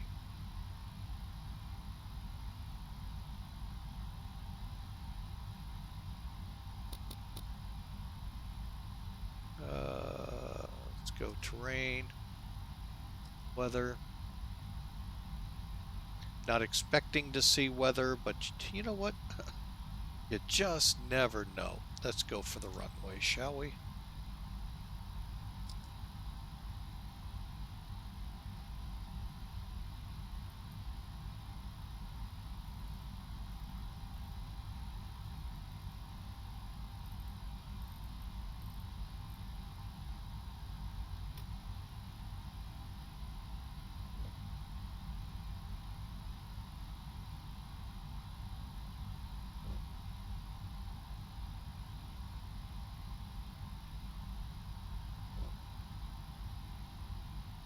Okay, coming out on the runway.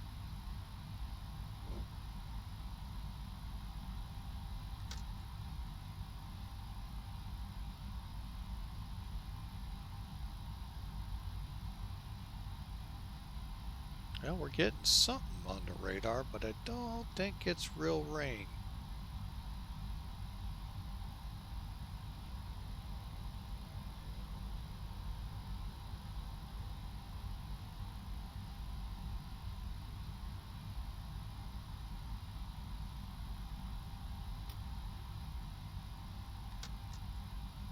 Okay, lights on.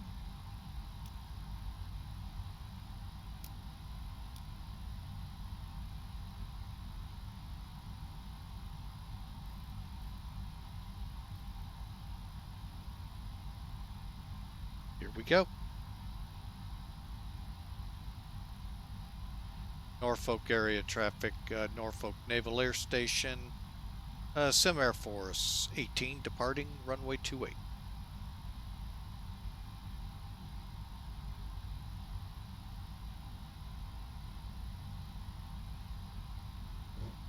I throttled up way too high, folks. That's not where I wanted to go.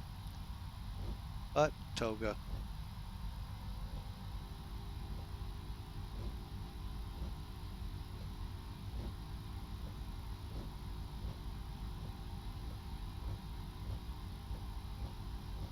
Got 80 knots. Cross check. We're go for takeoff.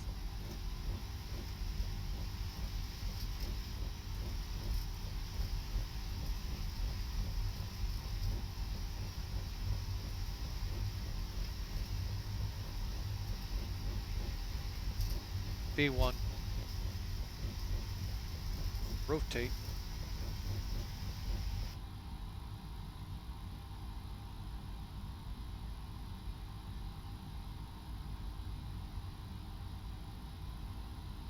Gear up.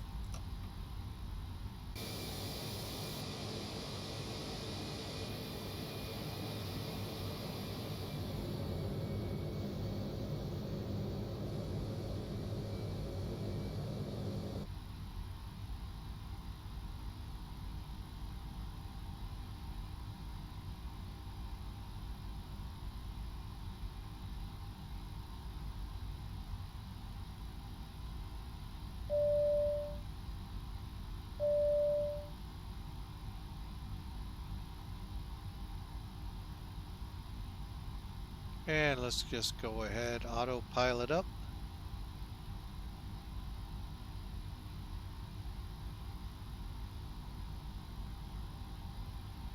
All right, and we're just gonna go out. So let's bring this up, go to legs.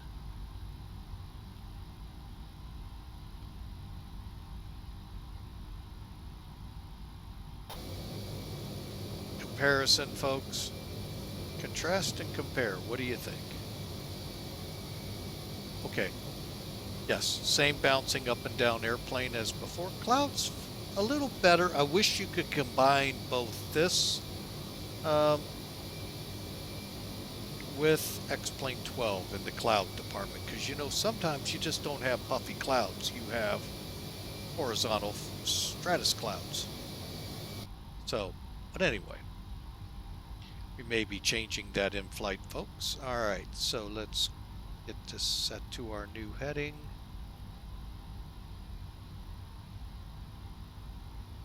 Go down here.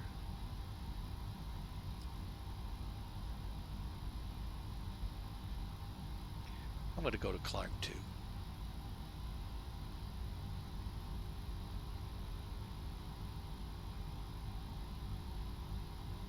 Yeah, that's going to bother me, so stand by. We're going to turn that off.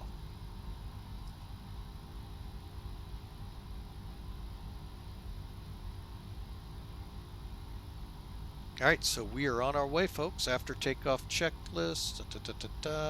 Where are we? Flaps are up.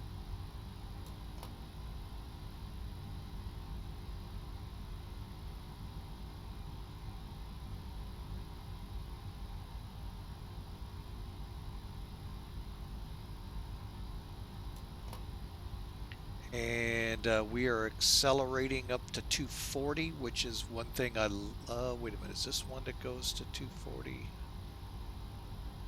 No.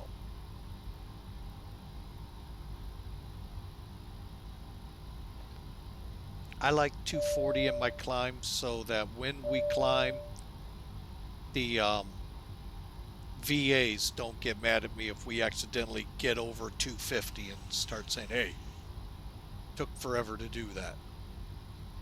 Some will actually gig you and knock you out, you know, disqualify the flight.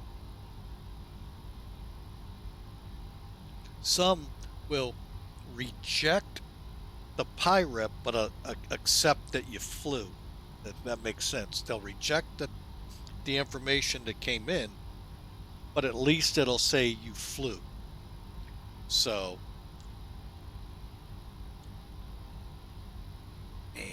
let's go up one. There we go.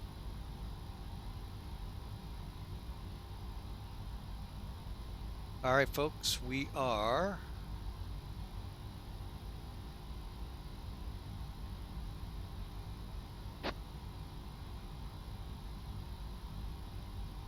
okay. We're going to 10,000, so let's get those lights off.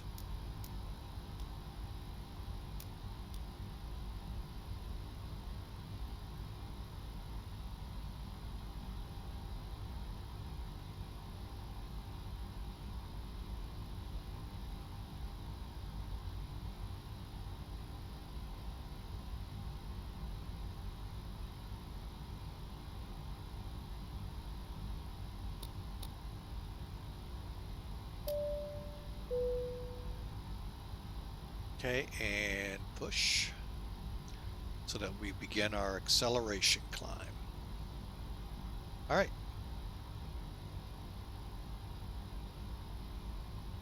And folks, so I can quit that dinging noise, stand by.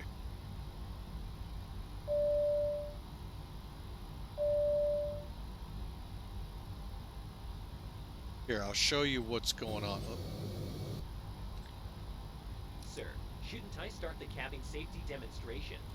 Ladies and gentlemen, we request your full attention as the flight attendants I have demonstrate updated the this. safety features of Wow. this aircraft. When the seatbelt sign illuminates, you must fasten your seatbelt. Insert the metal fittings one into the other. Tighten What you it by can pulling do on the here, loose end of the folks, strap. To release your seatbelt, turn it down so you don't hear it. Now, if you go back here, you don't hear it because you're outside the plane. But if you're inside the plane, you hear it.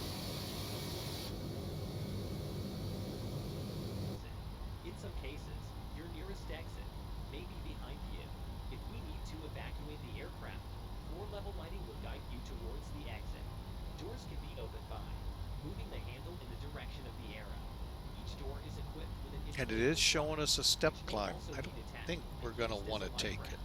Oxygen and the air pressure are always being monitored. But again, folks, hey, sorry for such a lengthy delay on the ground there for an hour.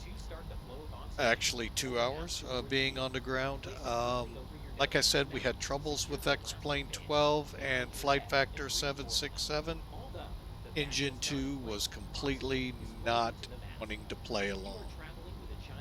So I'm going to go to this site that Tio put up here, xupdater.com, and hope for the best, because it really would have been neat to see this in 12.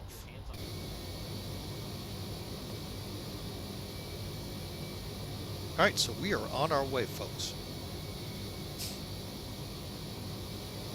And if I can't get things working tonight, I will do a short, at least get it in the air, fly it maybe around the pattern, or fly it from one airport to another real close to see if I can do a whole flight. Then we'll do it in here on stream. So for now, we're actually gonna say it's not compatible yet.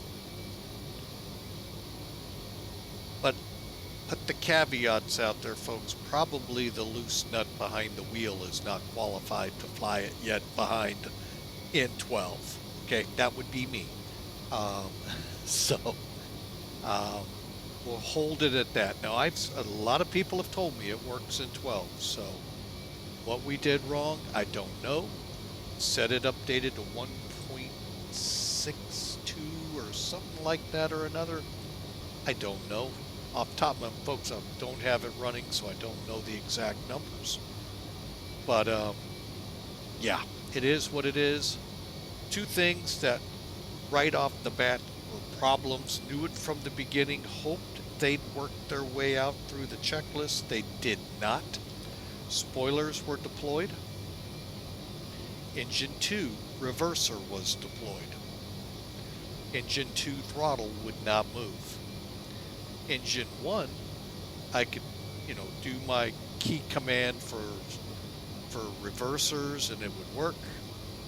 Would not work for Engine 2 at all. F1, you can see engine 1 come up. F2, you can see engine 2 go down, or engine 1 would go up, so would the reverser on engine 2, not the throttle. So that's where the issues were. And I'm sure, folks, we would have gotten airborne, we'd have found, we would have somehow gotten airborne, let's put it that way. Found a whole lot of problems. We'd probably emergency landed immediately. Something's telling me.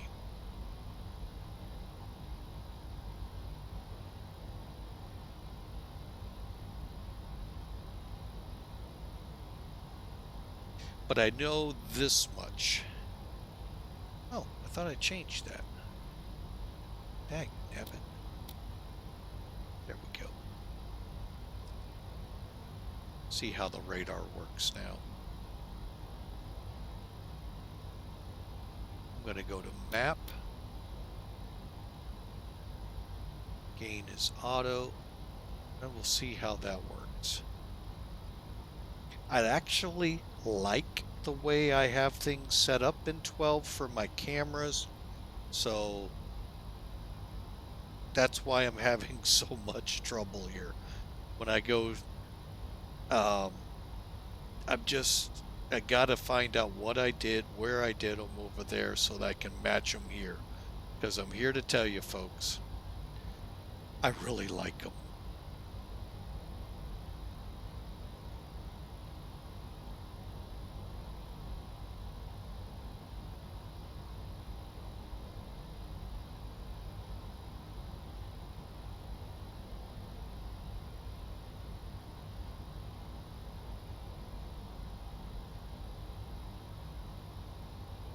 Alright folks, and I am going to check back through the chat.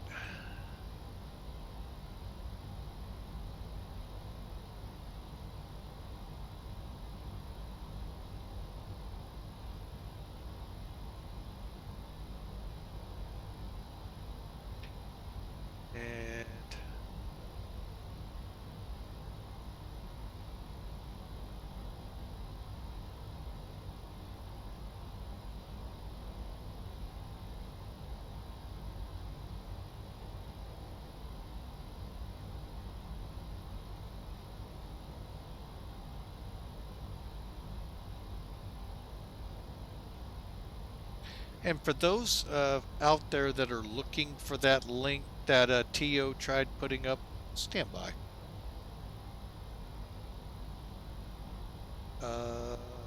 Did I put it? You know, I put it up. There's where I put it. I put it in a place where I hope to always find it. Then I can't find it. So there you have it, folks. There's where the updater program is. And as T.O. said, and as I remember the documentation said,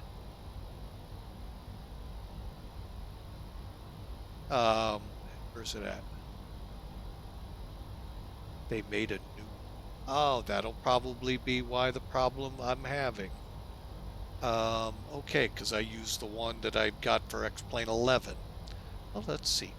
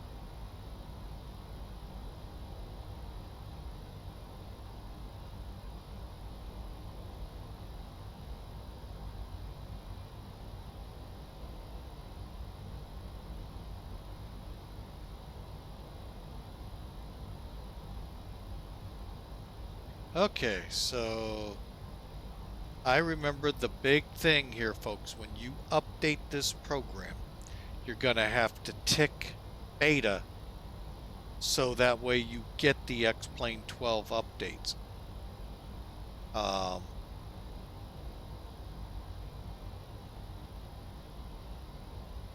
I thought I saw that in the chat, and I'm not reading it. All right.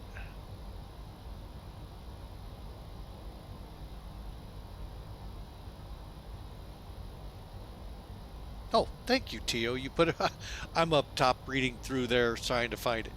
So for each aircraft, I haven't put the A320 in, and I don't know if that one's out there yet. Put the check mark in for the beta. Okay. Yeah, well, I did that, but I used, like I said, the X-plane.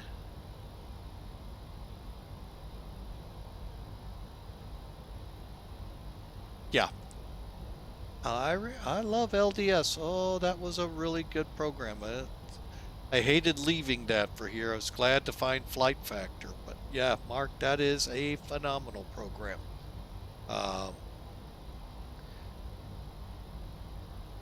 So there you have it, folks.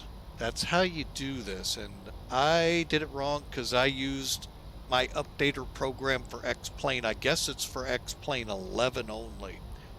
And I thought by changing the where it pointed to, it would pull down. It obviously must have not, because we had problems. Like I said, it's always that loose nut behind the wheel. That's the problem.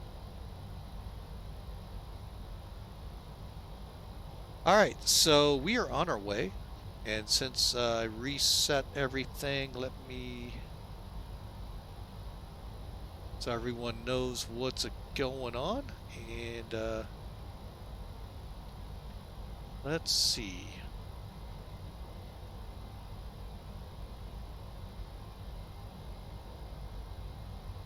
About an hour and 12 to go, folks, and we're just reaching top of cruise. Hang on, hang on, hang on. Okay, and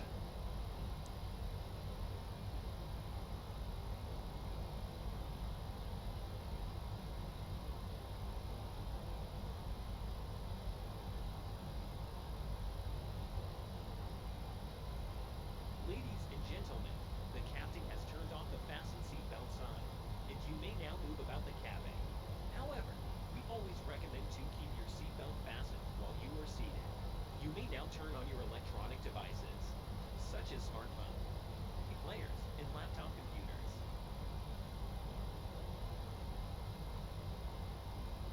that is supposed to turn the volume up and down. It didn't look like it did nothing to it. Huh. Interesting.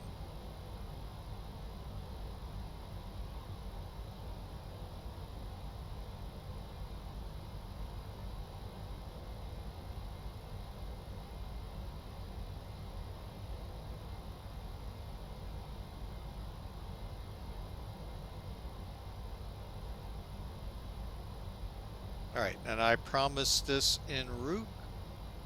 I'm gonna do it.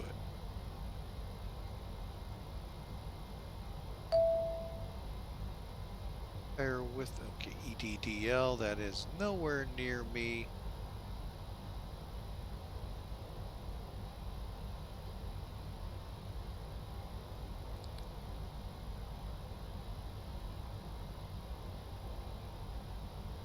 Okay, hang on, I need to close this. Okay, oh boy.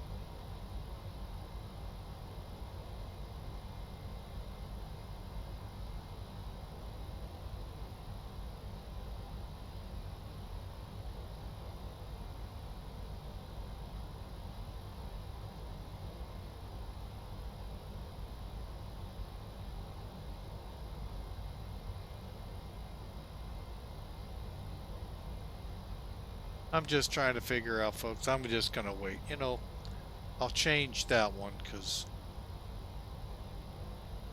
this one I do know.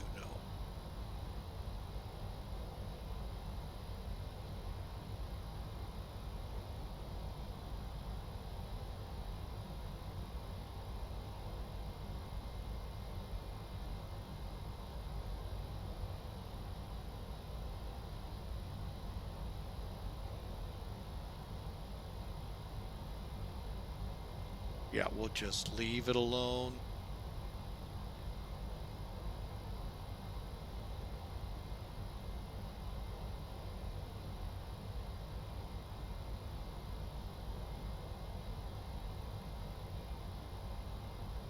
Okay. Let's go ahead and trim 2 down.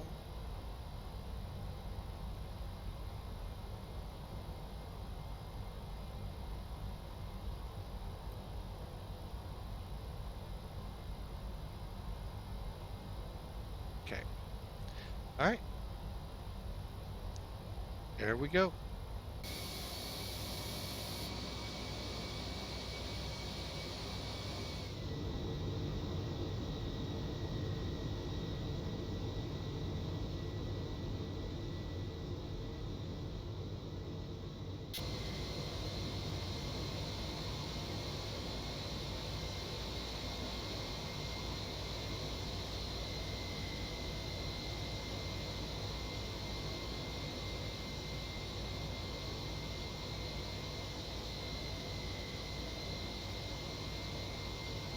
You have your crew watching. Awesome, Mark. I appreciate that. Guess when you're the captain, you kind of get to make all the calls. I know how that works in the fire service.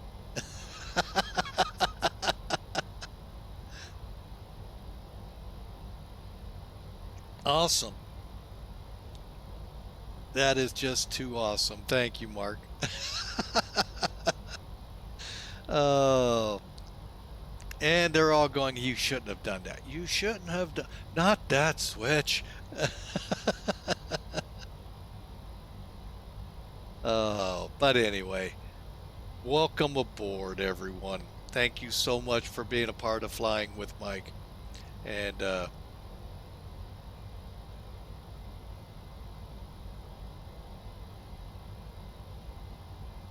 so, all right, so we have just come over. What is that fix?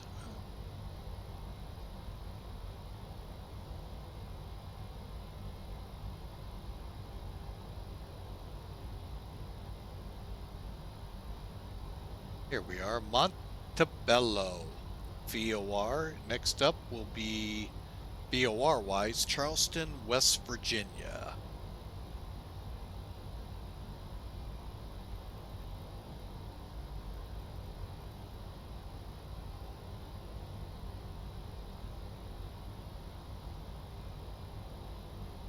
Oh, we're not doing too bad. True airspeed of 470-ish, 60, 70. We're doing about minus 52. So we're not too bad up here. Just a lot of clouds from the remnants of Hurricane Ian. Last I saw it, just not wanting to leave the coast.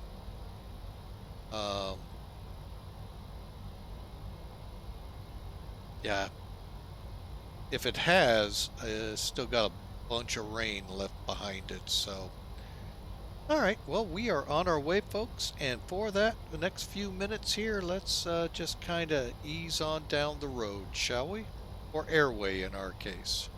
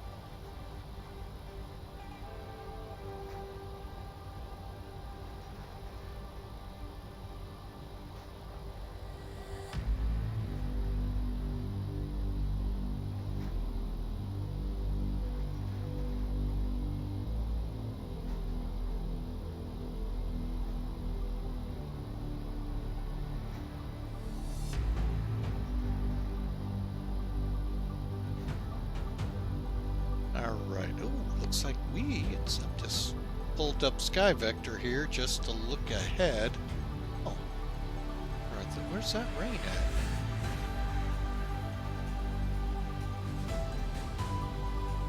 Out in the middle of Kansas. Oh, we might see that tonight or tomorrow. We could use some here in the Midwest. Hurricane Ian really stalled systems out big time, and things are starting to try to get moving again here in the Midwest. So hopefully those of you that follow Flying with Mike down in Florida, I hope all went well with you and the hurricane, and wish you the best.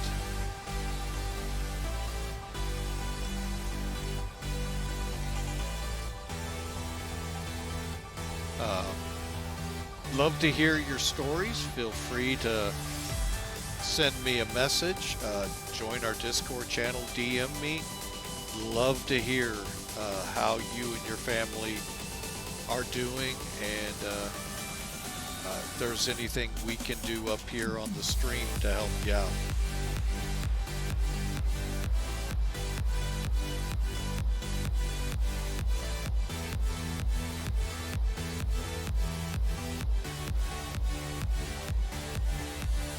Okay, and I'm gonna fix one thing.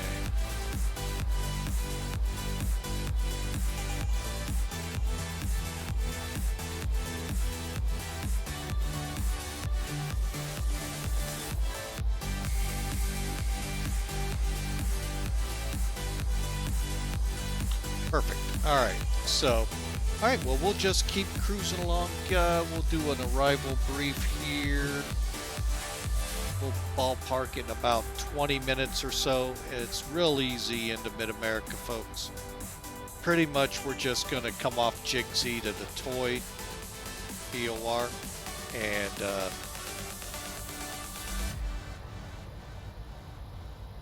and head into the ILS. Or maybe just fly visual. Hopefully we'll get that. So we'll be back in a second.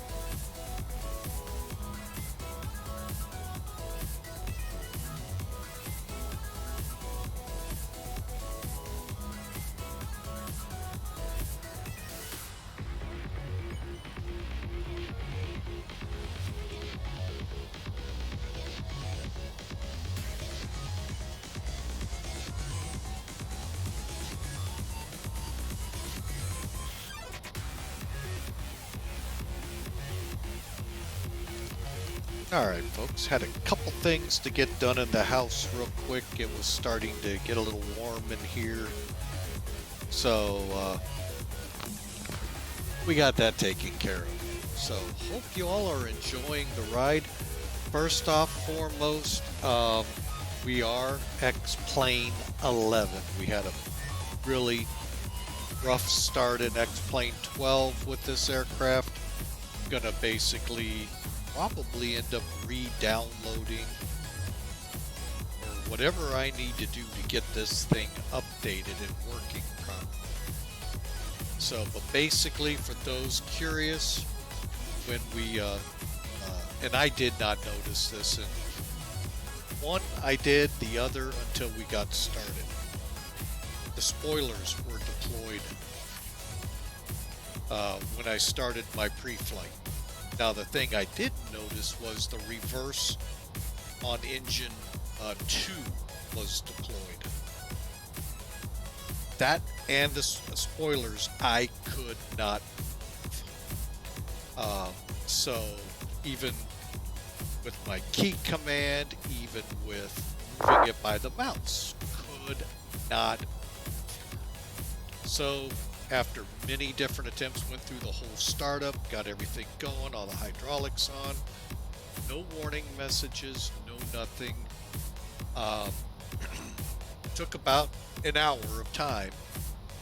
We abandoned XP12 on the flight factor 767, switched over to the 11 version, and that's what you see now. From the sounds of things, I did everything partially right. I did use X Updater. However, I believe I'm supposed to use this new one, and that's where we ran into trouble. So we'll see. We'll give it a try later today and see if we can't get things squared away. That was a bummer. We couldn't get this in 12. I would love to have seen these clouds. The flight we did with Hawker 125 a couple days ago was, the clouds really looked good, especially from these views. XP 11, you know, there's a lot to be said right here in the way the clouds look as well.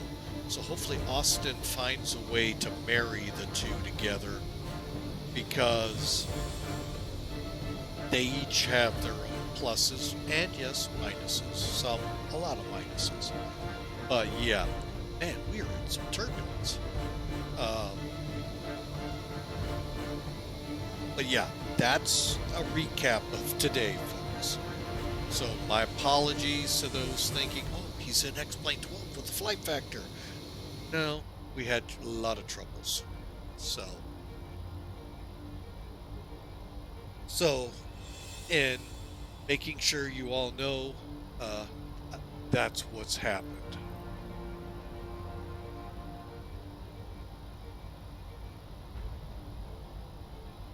All right, now we're about 47 miles. Boy, and if we're still at 34,000, Cap Mike, you got a lot of work ahead of you to get down there to land.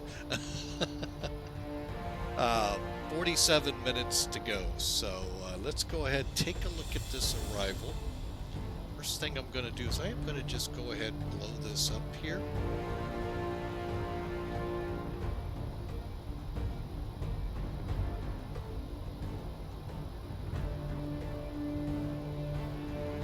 Alright, so you can see where we are. We're coming, let's see, how far out is film? Anywhere. We'll be there shortly. Current plan is right here. The ILS to runway 14 right here at Scott Air Force Base. Prefacing this again like I did when we fired up. Current real-world conditions at Mid-America Scott Air Force Base. The connecting taxiway between the two. Yeah, bring up the airport first. That is, this taxiway right here, folks, is closed. So, landing over here on the nice long 10,000 foot runway, and then trying to get my passengers over to here, well, that's not going to happen. Now, I could park at the terminal. Oh, not a problem. Now, we're going to come over here. A little bit of a challenge, 8,000 foot runway. Keyword a little. And base ops is right here. Something.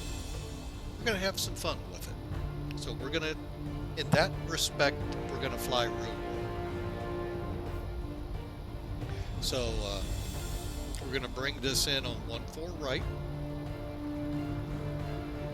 At the probably end of the runway, come off at Alpha, come back to Golf, work our way right up to the rear.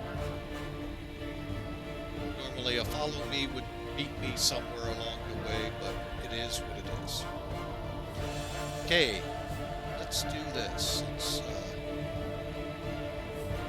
These are what are called Jepson charts. Now you can, in the United States, use SkyVector. Pull up the airport to get charts. You can use AirNav, same thing. Worldwide, it gets a little more tricky, especially you guys on the flight sims here, X-Plane and Microsoft.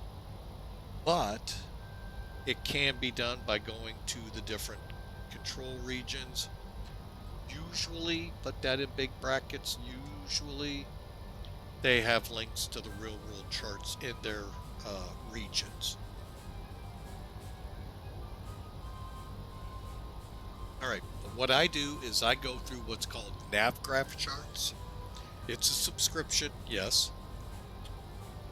It's a little bit more to add to if you have Navcraft already to update your flight simulators charts, not charts, performance FMCs and all. So get those things up to date with the latest air information out there. Alright, so again, 14 right at Mid-America, that's the runway on the west side. ILS or localizer. Here's the frequencies we can look forward to if they're available. I cannot pull up an ATIS to kill me unless there's a controller who already has one up. Hopefully one day I'll get with a controller that can tell me what I need to change. Currently there are no controllers up in that region. Localizer for runway 14 right. 109.9.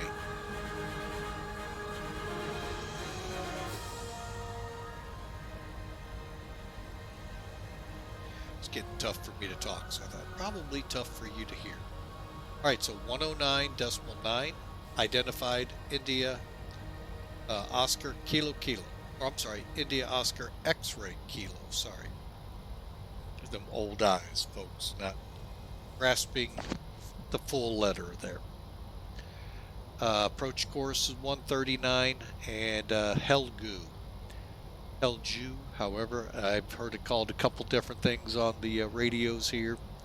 2200, and I think we have to be on glide slope. Hang on, one of my moderators.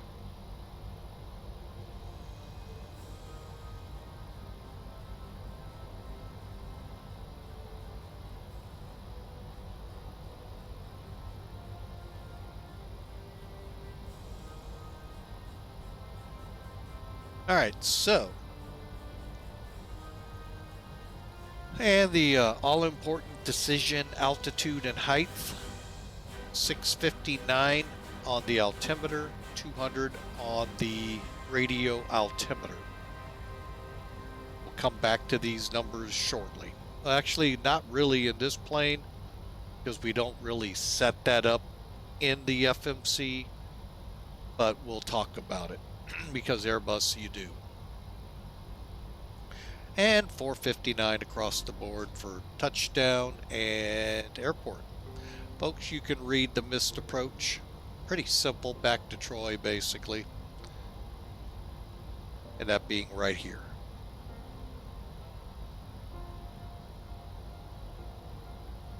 being a military base, we deal with TACANs. So that's where the VOR TAC comes in. VOR TAC for the military.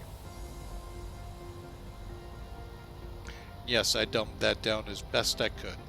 Alright, procedure not authorized for arrivals on Troy, VOR Airway, radio 189, clockwise to 263. So if you're coming in this way, folks, this is not authorized.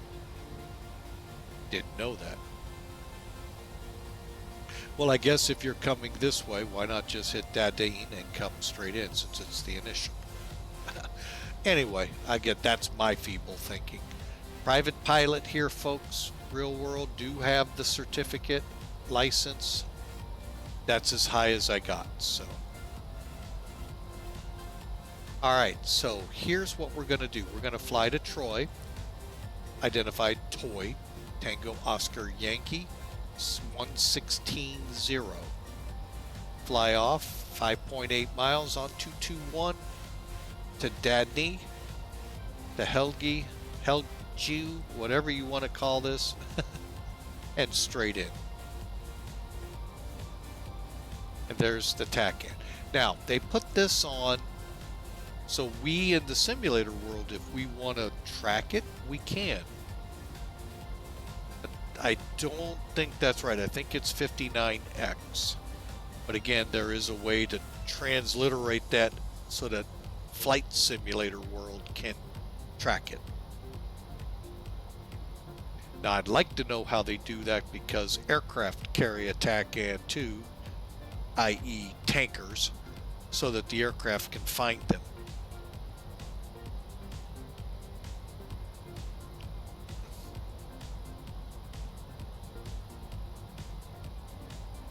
Alright, so vertically, 2,200 feet or above at Dandine, 2,200 feet at Hell Goo, I guess we'll call it. 5.9 miles out.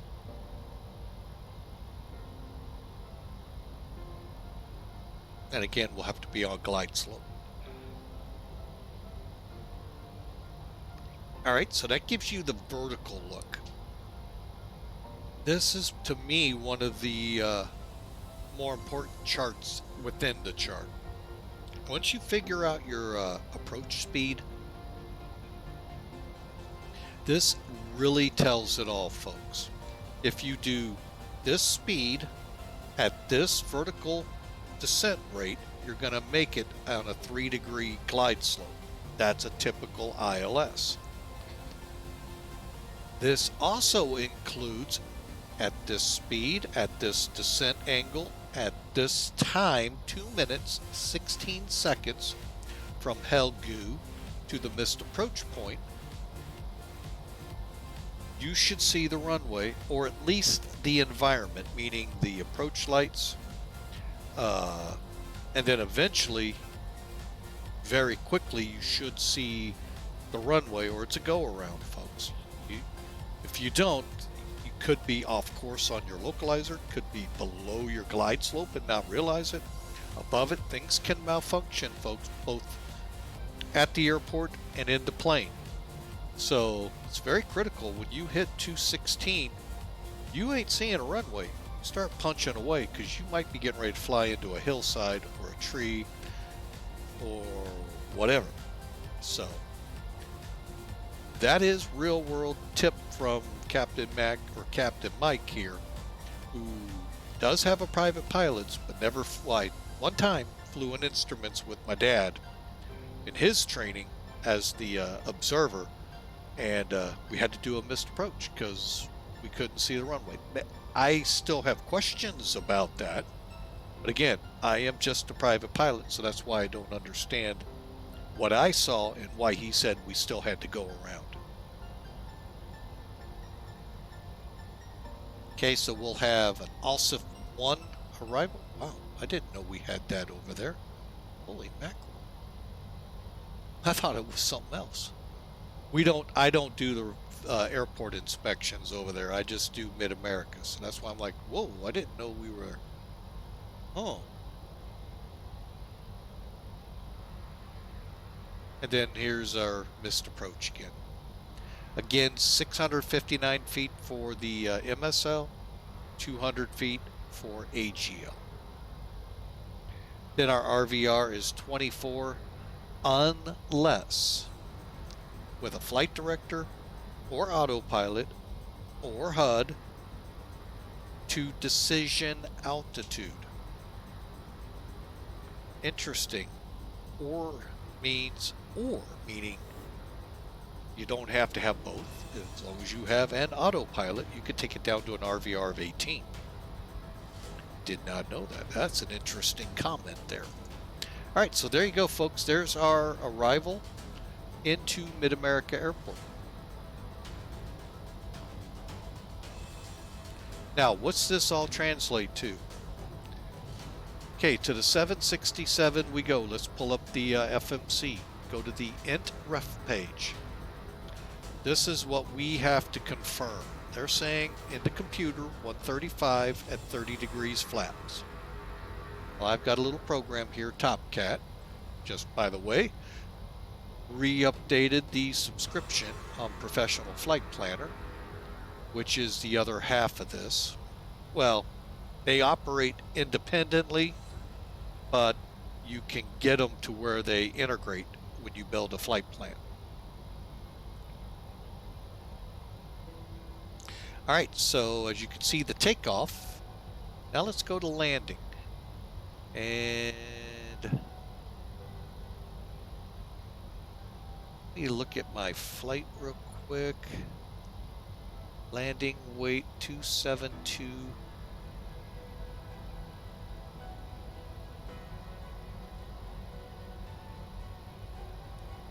All right, so that's what we're estimating. I'm going to estimate. So we're going to come in, we're going to turn off the anti-ice. We won't need it. I'm going to set it up for auto land. Not that we're going to auto land. We're going to actually, more than likely, hand fly. And we'll set for break 3. I've always found that when I do auto land, I get more information over here. Okay, once we do that, now let's update. Okay. And it's been like it's been for about a week here. Calm winds, 23 degrees Celsius. Seems warm. Sorry, folks. I live in the world of Fahrenheit, not Celsius. Okay, I'll bite 70-ish degrees.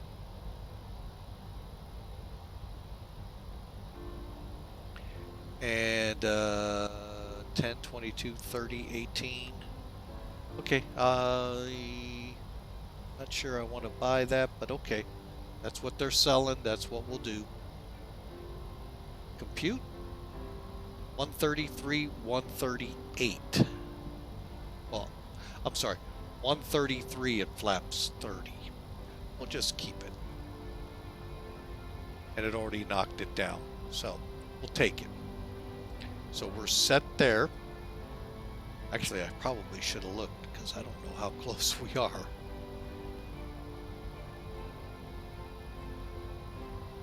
$116 out. Okay, I'll come back and revisit that.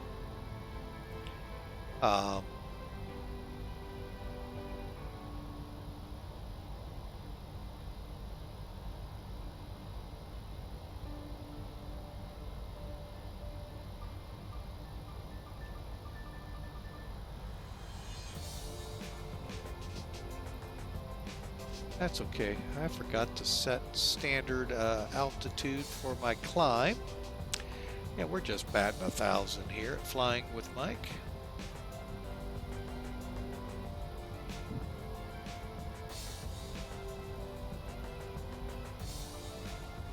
Okay.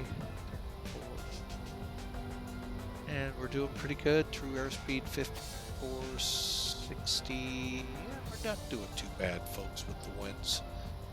Beating at us pretty much dead cross at 36, so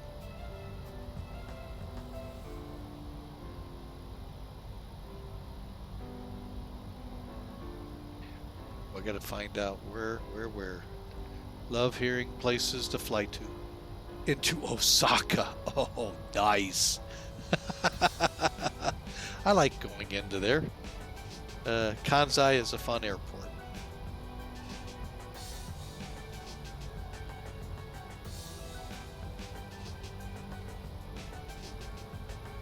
Matter of fact, I'm going to start picking up my cargo flights that we used to do with Mac Air.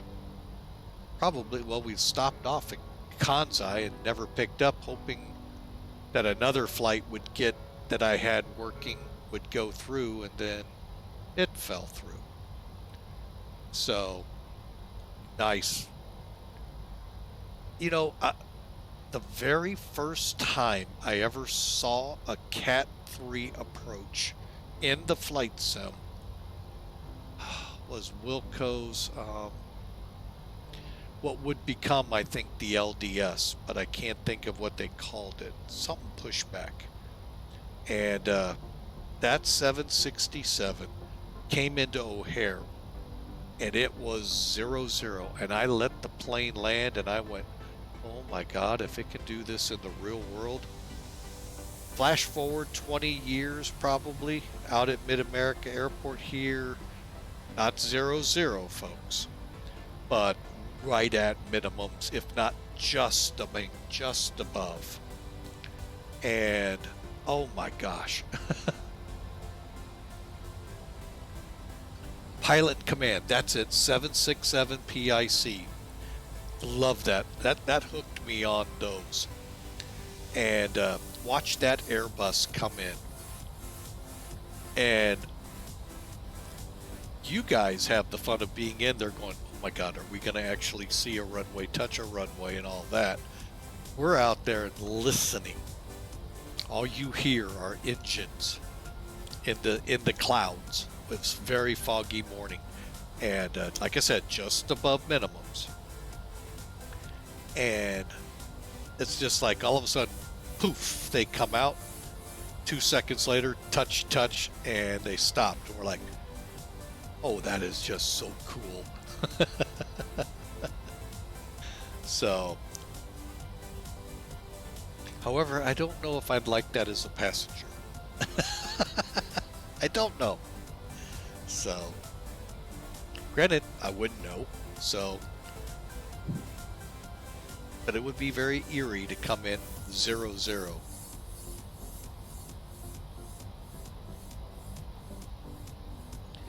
Do I have something turned off? I better make sure.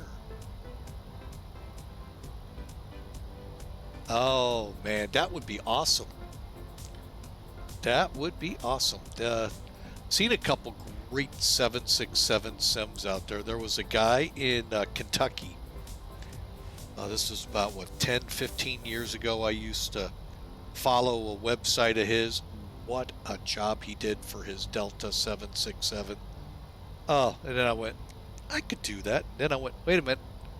How much money would be in that? And I went, I don't think so.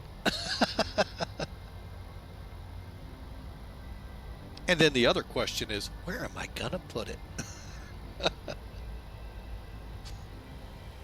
Hawker 125 will tell you he actually has a Hawker 340, I think it is, fuselage in his garage.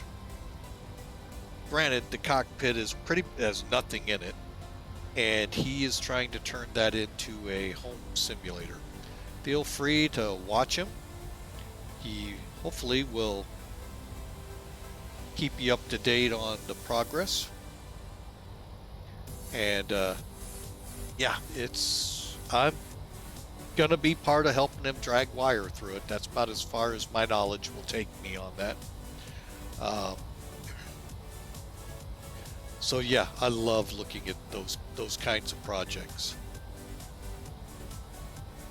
All right, folks, we have almost got to Mid-America Scott Airport. Top of descent is on the chart at about 75 miles out, 70 miles maybe. So almost there to deliver the troops.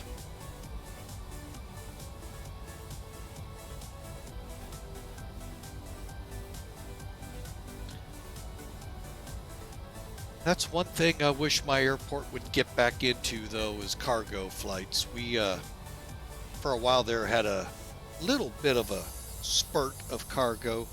They would bring stuff out of South America into Mid-America. Then it would get on trucks, and then the airplanes would go either to somewhere else to reload to get back. There was always talk of this grandiose plan of incorporating China and South America and us and someone else, I think. And that's been going for 25 years and still nowhere.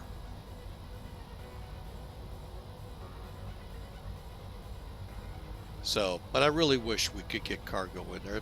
If anything at all, Amazon. I mean, start small, build out. I know we're never going to get a FedEx hub or a UPS hub.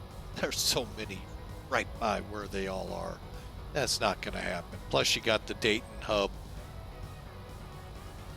that used to be there for Emory that lies empty, and that probably could get back into service real quick with with someone with some money.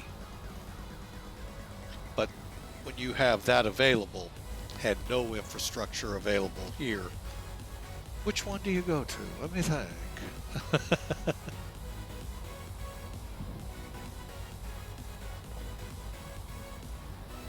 But who knows? Tomorrow, bring its own stuff. Alright, so 40 miles I am going to set us for... What do I want to come over Troy at?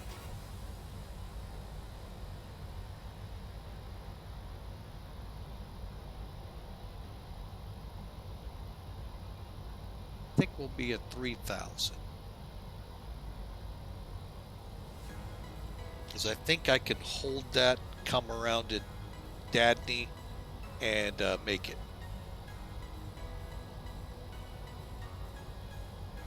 DHL is, and there is a hub in Cincinnati where Amazon's hubbed at too, Prime.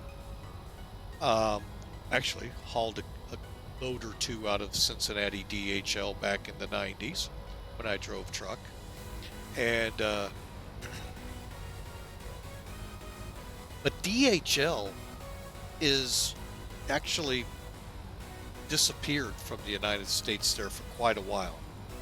When they bought Airborne Express, they like disappeared and just went back to Europe is what it seemed like. Now they're back. Well, Cincinnati I think stayed, but beyond that, DHL trucks, all of that just around here.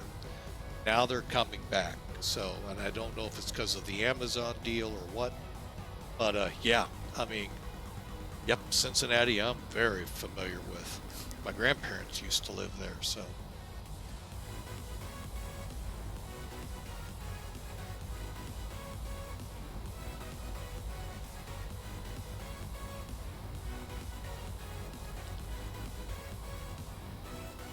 But yeah, I wish we could, but with that hub there, the super hubs of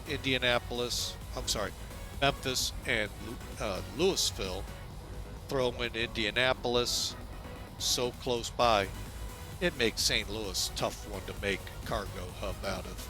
It's already taken up in the Midwest.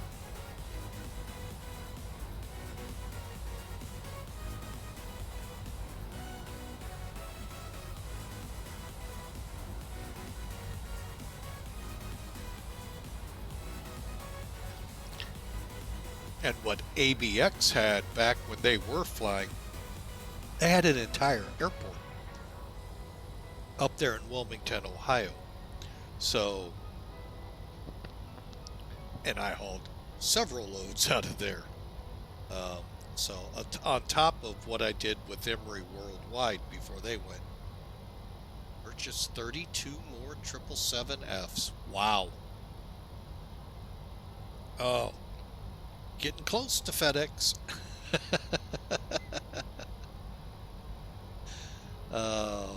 That's a tough one. They got a bunch.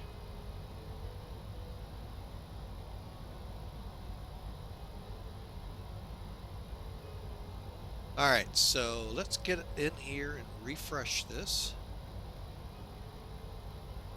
So we're going to be staying with that. Cool.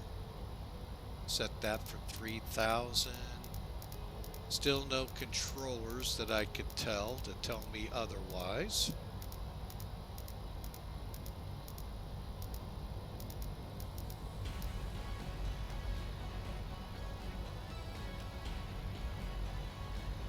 And since XP12 plays a lot nicer with this,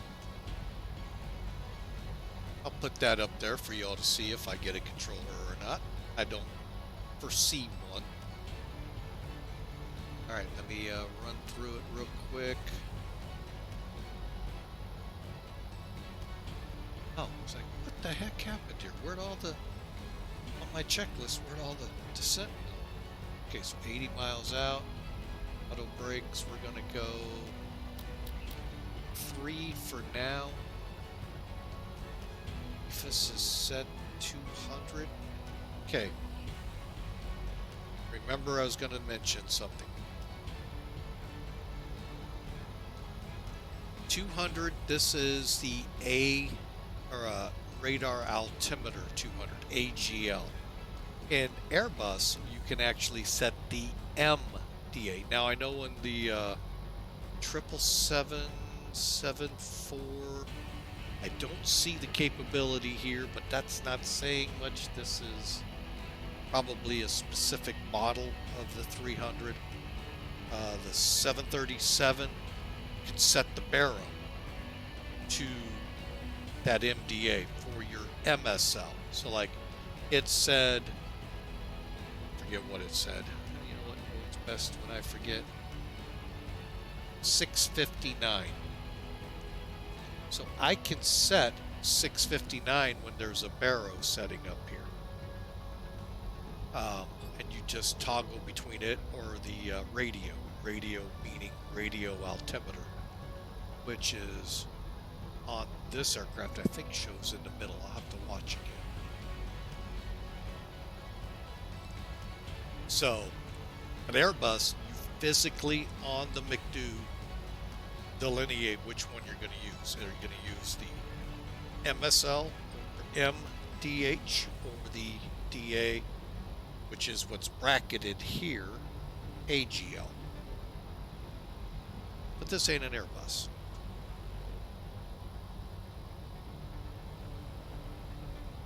And we're close enough now. We're going to go ahead and kick it over. Dang it. Bear with me, folks. I'm used to a whole different cockpit.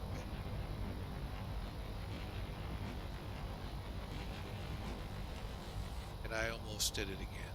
Descent. Now.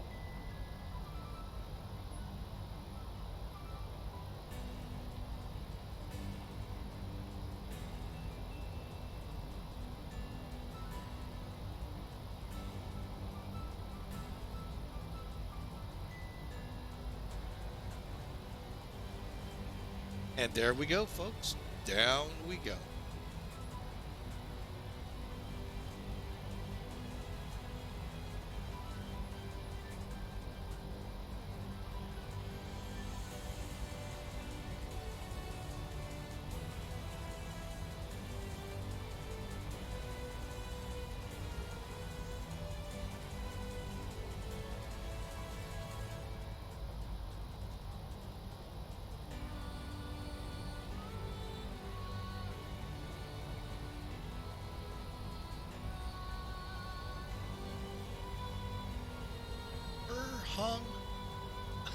Ungor, welcome in from Turkey. Thank you, sir. Sure appreciate you being around and supporting the channel by being here. Appreciate you, sir. You have a great night. And again, sorry for all the fun we had in Norfolk with the botch startup with A3 or the 767 and 12. But we are about to come into Mid-America Airport, and unfortunately it won't be, it's a little better in 12 actually, but The downside is, and it still kind of cracks me up. So Austin, if you're listening, I know you're not, but if you are, the jetways don't work at an airport with actual airliners going in and out every day, but at a naval air station they do. Just putting it out there. It doesn't bother me that much. It gives me a good chuckle. But hopefully they get it all fixed up. It'd be nice for them to work. It is the 7. Oh, you know what? I haven't shown it. Let's get out there. It is.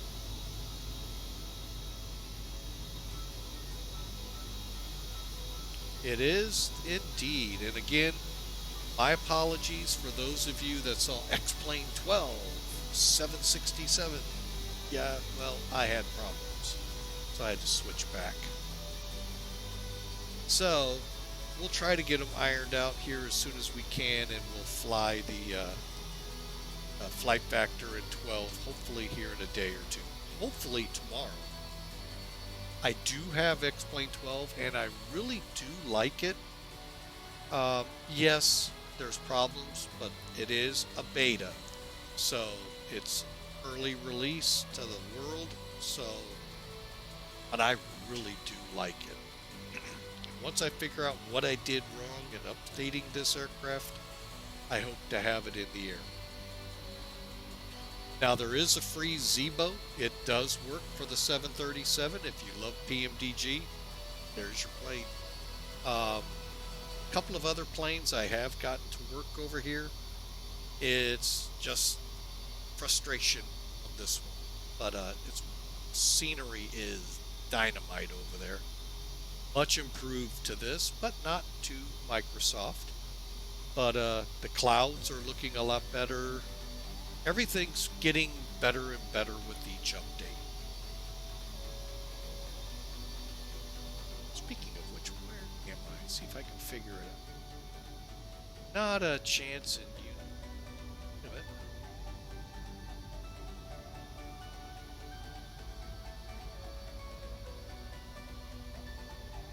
Oh, the sound.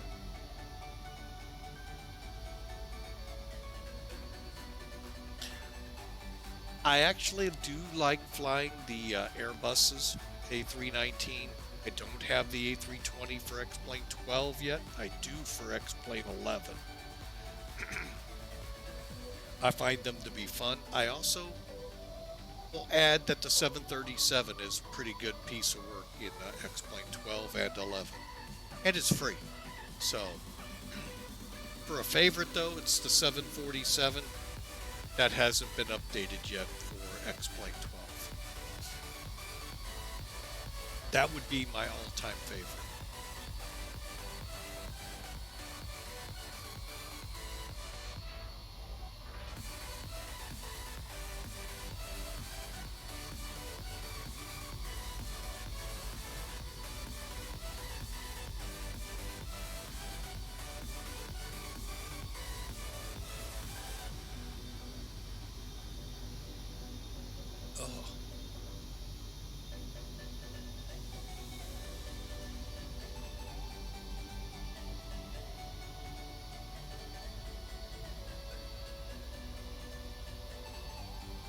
Oh, gotta love them.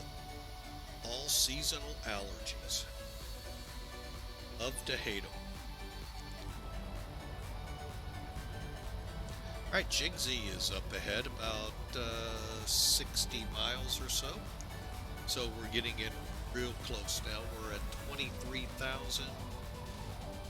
Time to put them in their seats.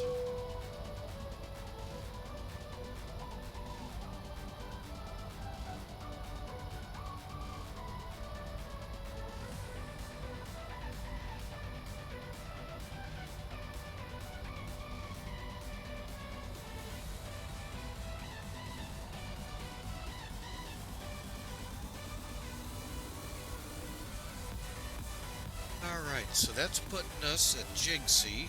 That would put us 98 miles from Scott Air Force Base. Now, folks, if you're not familiar with U.S. Air Force bases. Scott is one of those all their own, if you will. They are an actual military base. Aircraft C-21s and C-40s have an Air National Guard unit of 135s. But the big thing to the base is their headquarters for TRANSCOM, Transportation Command, headquarters for AMC, Air Mobility Command, and Comm Squadron, Comm Group, and a bunch of other headquarters there. So a lot happens there, just not a big flying happening there, if that makes sense. It's not like Charleston or Travis, where they got a whole bunch of cargo planes, or Seymour Johnson, or Fort Campbell with the air wing there, helicopters, you know, a bunch of aircraft flying missions. Scott is more airline driven, VIPs, moving people from base to base by, you know, not like moving cargo at the other bases. When I was in the Air Force many years ago, was the base, for those of you that might have remembered in the Cold War, the DC-9s with the red cross on the tail, they were based in Scott. There were about 13 or 14 of them. Some were scattered in different spots in the world to help move when things needed, you know, they were just there. So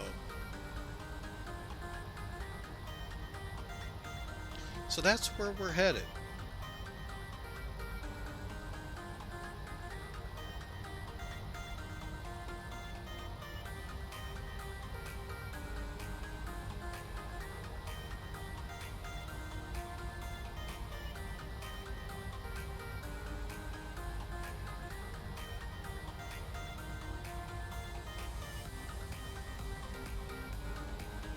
Yes, they are. These KC-46, I think it is. Seen it about a half a dozen times now come through. And pretty neat plane. Very neat. To replace a lot of tankers. So looking forward, maybe that Air National Guard unit will get a squadron of them. I don't know. I don't think the spots for a KC-135 does a good job in spotting a 767, but hey, who knows? But yeah, I have seen, like I said, probably about a half dozen times. Real neat. It's a 767-200 frame that they've outfitted for refuel. I think it's the Dash 200.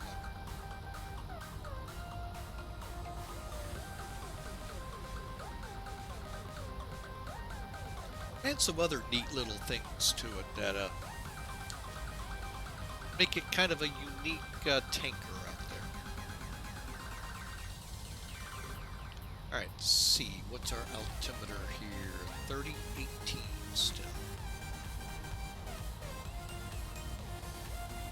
Alright, so we are going to definitely see that this time. We're going to get the altitude disagrees, so stand by.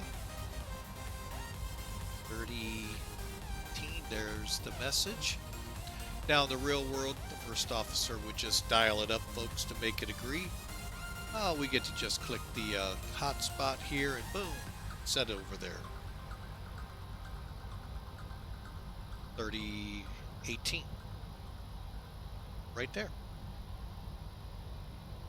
Alright, we're going to turn that radar off. That's driving me bonkers already. There we go. It's clear skies anyways. I gotta get these things changed. It's driving me and probably you all batty with me popping around screens.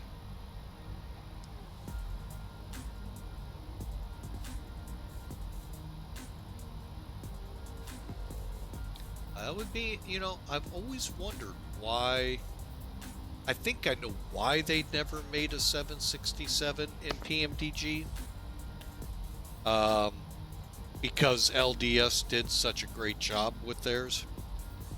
and prior to it, PIC, and there was another one before LDS. But that's what I've always heard, is there was already a really good one out there. That's why they were declining to do one. But I don't know the status of LDS.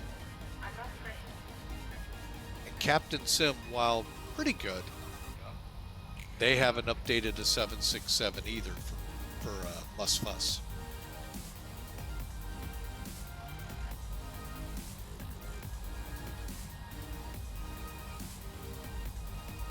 All right, folks, and again, I'd like to welcome y'all in. Hope y'all are having a fabulous Tuesday out there. And for those still cleaning up and trying to put lives back together after Hurricane Ian, my prayers go out to you, and feel free to reach out our Discord. Just, let me know how myself or the stream, if I can, be of any assistance, let me know. I turned that off.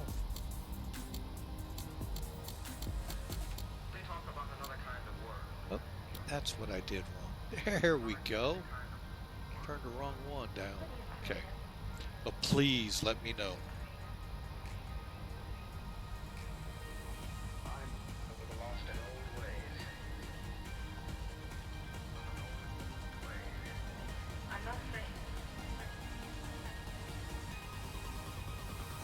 Now, I will say one thing about XP12 that caught me off guard. They got about, like Microsoft, they did a couple dozen airports special depending on what you paid for. That's how they did Musfuss. So if you paid all the money, you got all the airports and all the airplanes.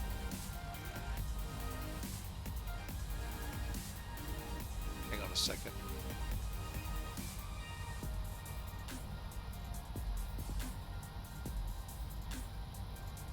XP12, you pay one fee and you get about a dozen pretty modified cities.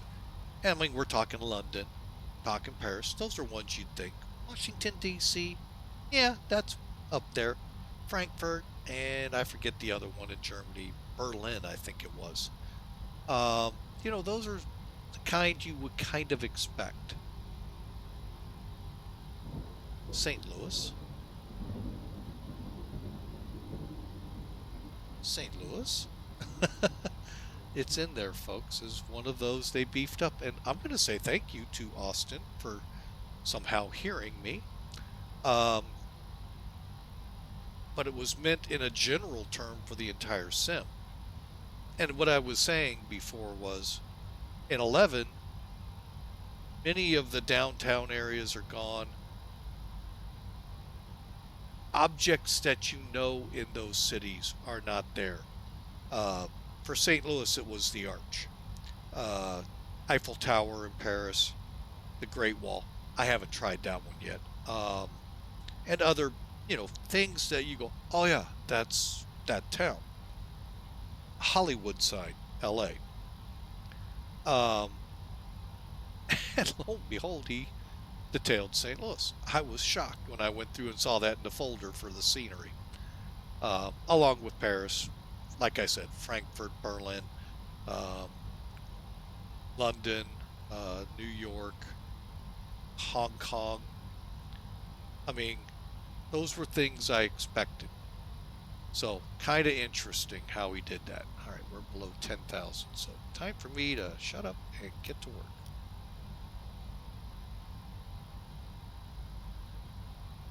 All right, so we're coming up to Jinxie. We're at 8,000, heading down to 3. And she is still not wanting to slow down.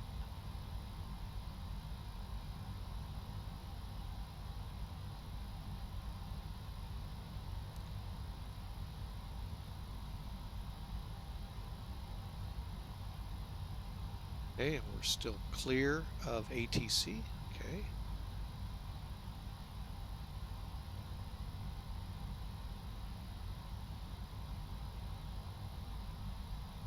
And I'm going to go ahead and take over here as we make the 5,000 foot descent.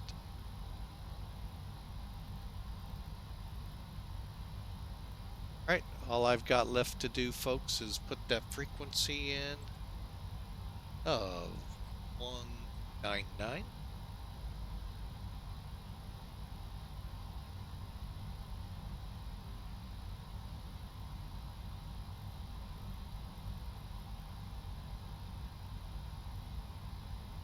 Heading 139.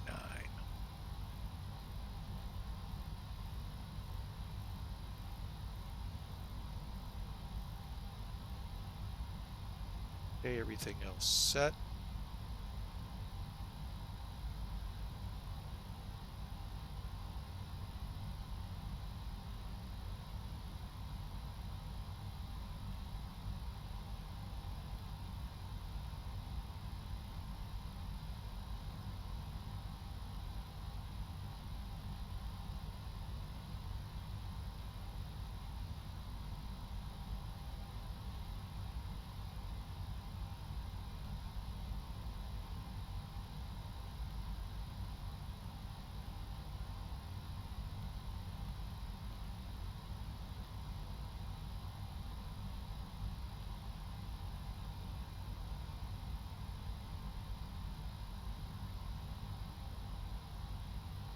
Oh boy.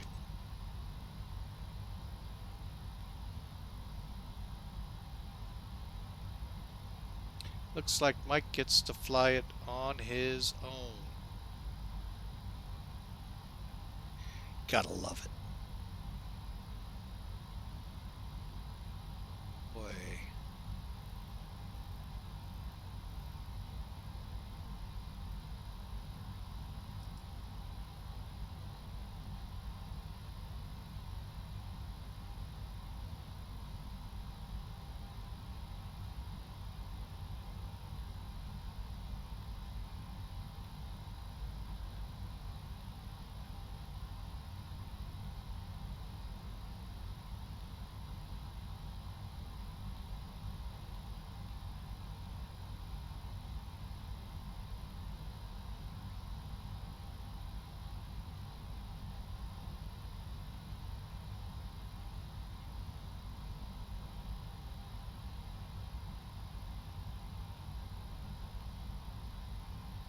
Alright, well, I messed up there.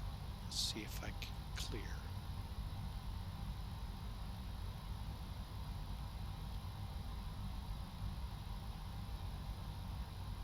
Oh yeah, we're gonna just take her up here and just looking for Troy right now. I'm gonna turn the clutter off. And that's probably the worst of it. Okay. Alright, so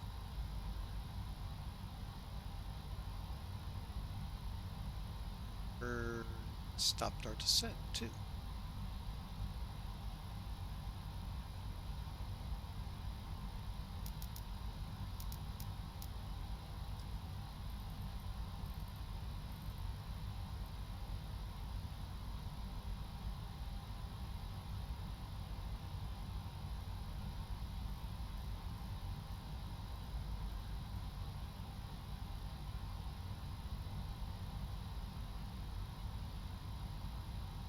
All right, well, if we got to hand fly it, we get to hand fly it on a nice clear day. All because I forgot to put my route in. Got to chatting and forgot to aviate.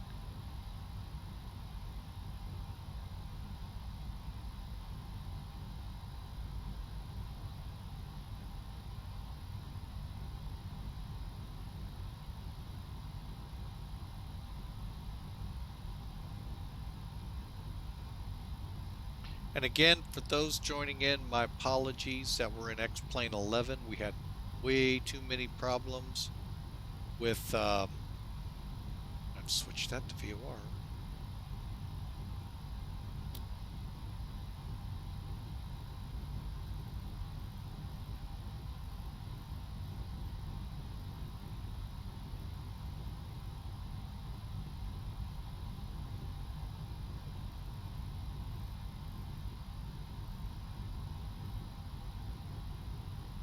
Okay, that ain't gonna work. Okay, so we'll go this way. Anyway, we had to switch because we had a lot of technical issues going on with the plane, and we'll try to make up for it here.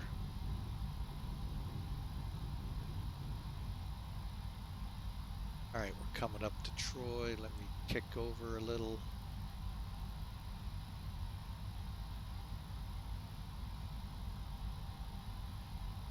All right, so let's see what we can do, folks.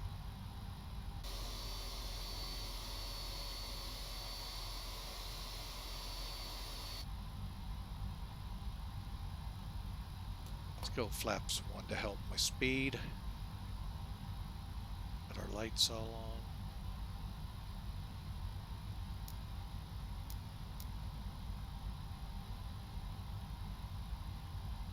Okay, signs are all on. Cabin lights coming up. Wake up back there.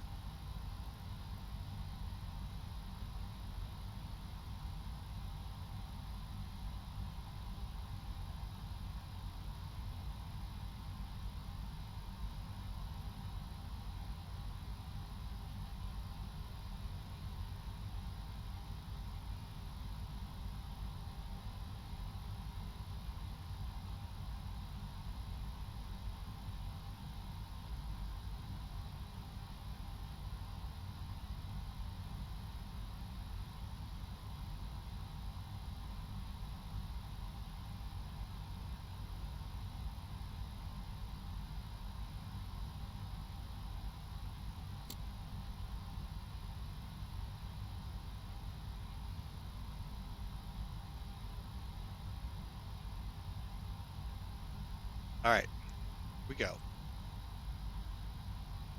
Got about all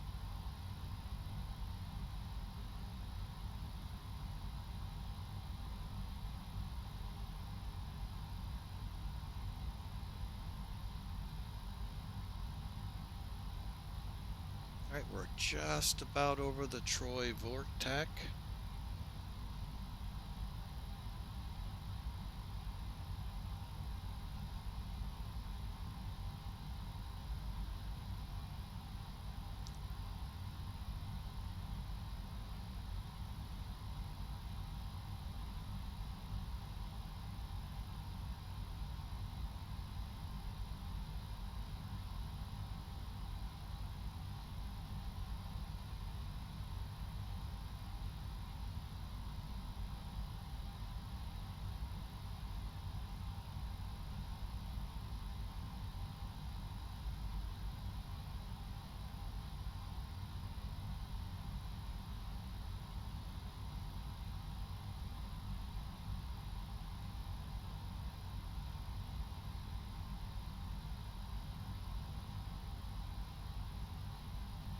Okay.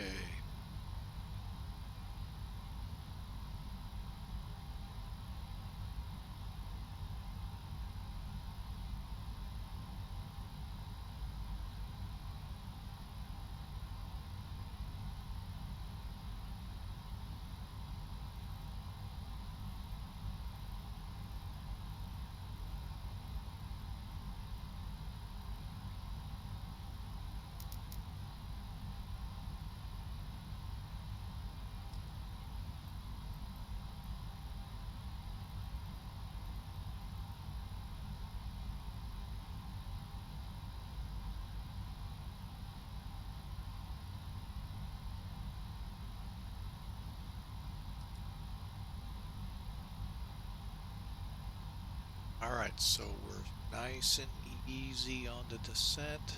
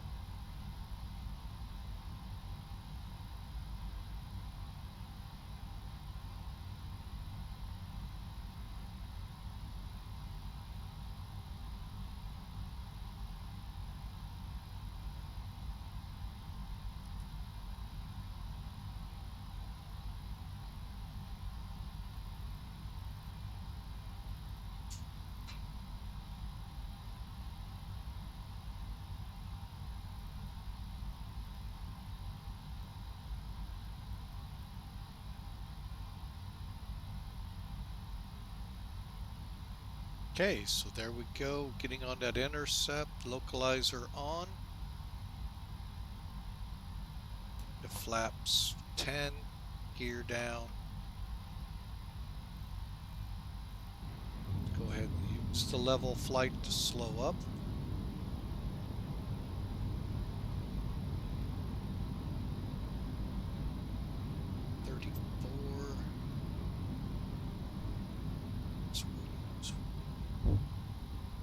And we overshot. Oh, got the runway in sight. All right.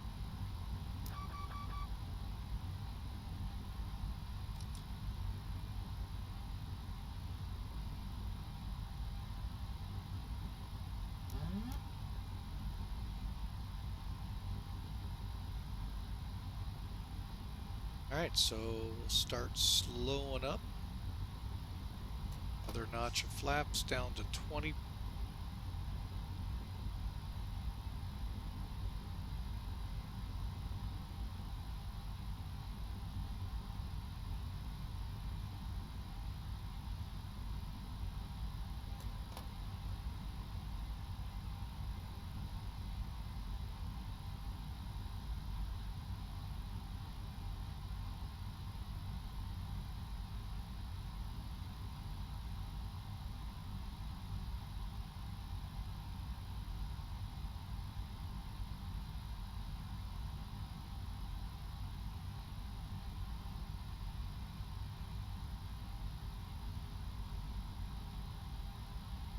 All right, let's get back on that run center line.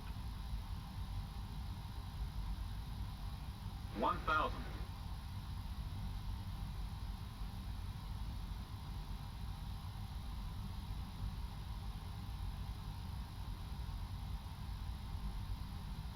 Okay, I got us stable. We'll be landing.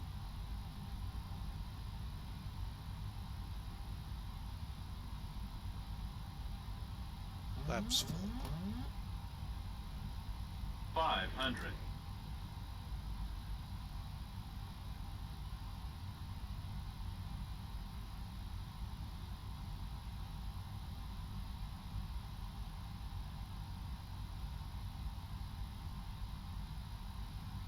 Glide slow. Glide slow. Minimum. Glide slow.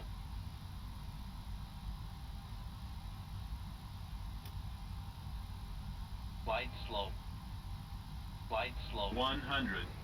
Glide slow. 50. 40. 30. 20. 10.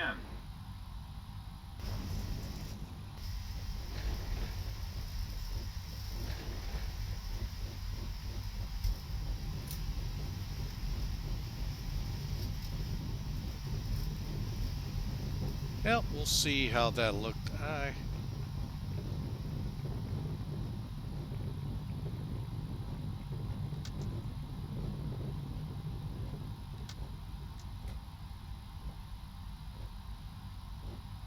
All right, we're out of reverse.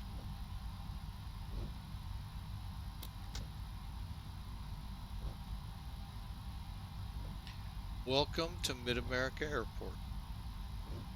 Sorry, I don't have that finesse, that style you have there, Mark LDS, but not bad for a private pilot flying a plane about 100 times bigger than a little Piper Warrior, Piper Archer, Piper Arrow. And that was back in the early to mid 80s.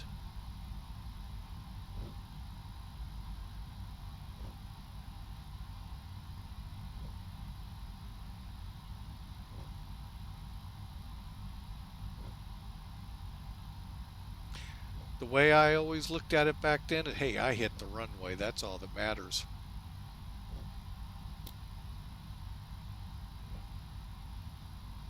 All right. Ending lights off, strobes off, and speed brakes up, flaps up.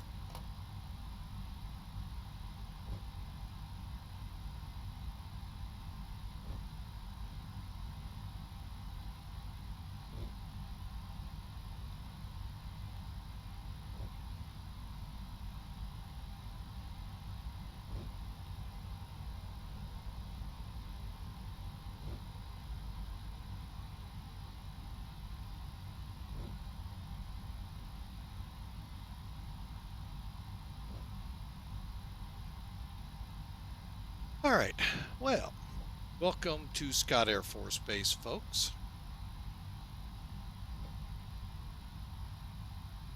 Go ahead and start up that APU.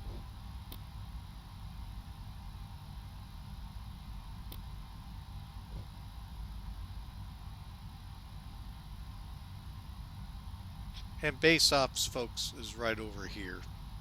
So, and I used to, back in the mid to late 80s, work just where the post is. Let's do it this way.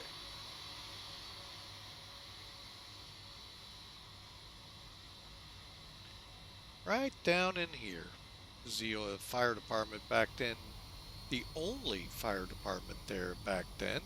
Today, there's 3 at Scott Air Force Base, and then there's our little one over at Mid-America. So, and no, they don't have KC-10s.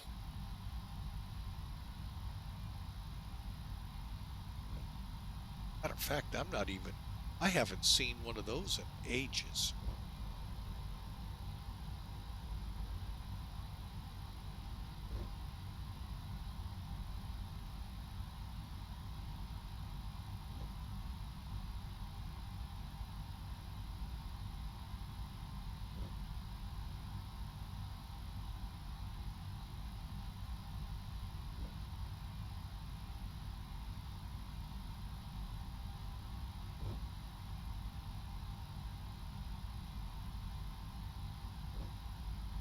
Right, taxiing down Gulf. All right, let's go through the checklist.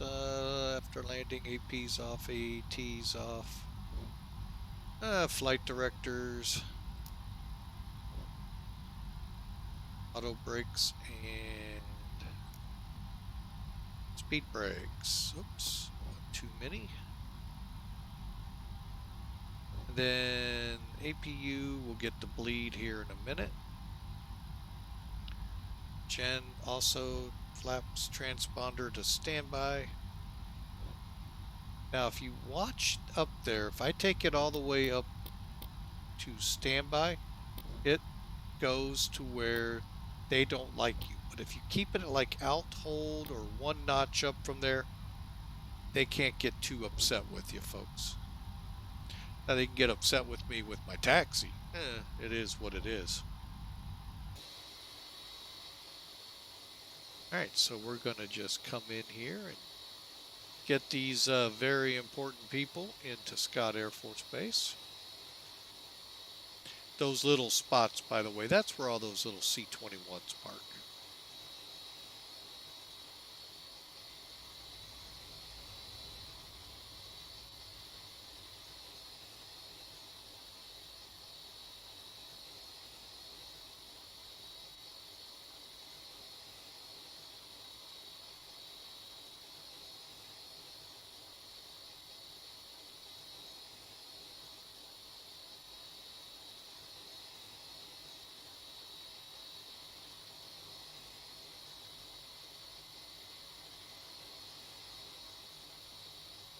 And again, at this point, you'd be under a follow me to get in here.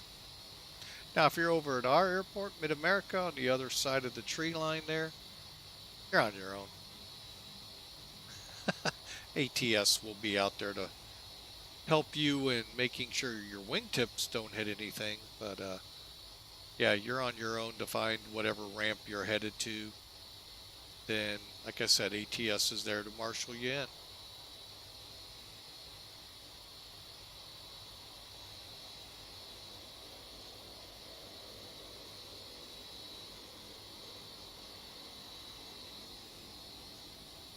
Uh-oh.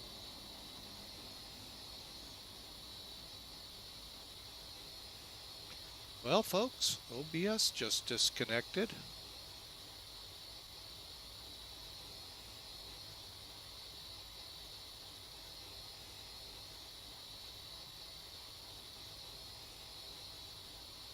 So to catch the whole flight, folks, you'll need to watch the video. OBS has not reconnected yet.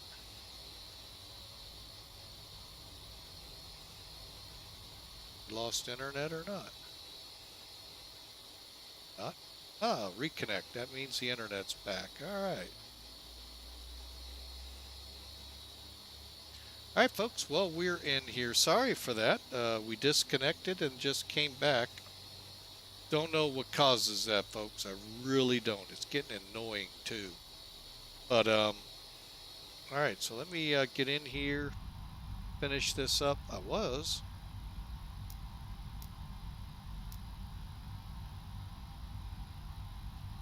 Okay, the wing lights. Okay, they're up and shut down. All right. So parking brakes on. Which one comes first? Bleed? Jen. Alright, let's shut them down. Oh yeah, radar.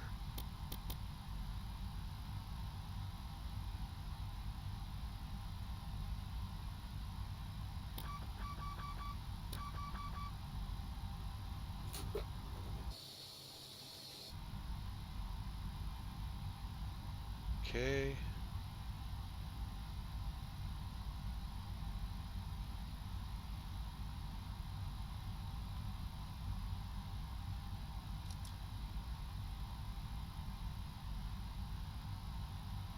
Alright, well again, folks, my bad. Apologies out there that were disconnected from OBS somehow. I don't know how, but we did. We are into blocks here.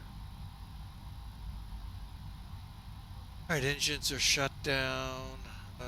Fuel pumps, they're up here. We'll go off.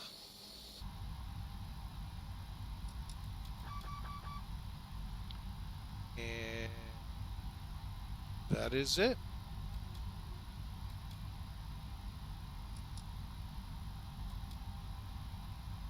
All right, folks. Well, we're going to go ahead and wrap it up here. Although we're going to look at the landing real quick. Let's see here. Sim toolkit. Oh, I forgot to pull that off. Let's trying something out on it. All right, so we got a new report and 416.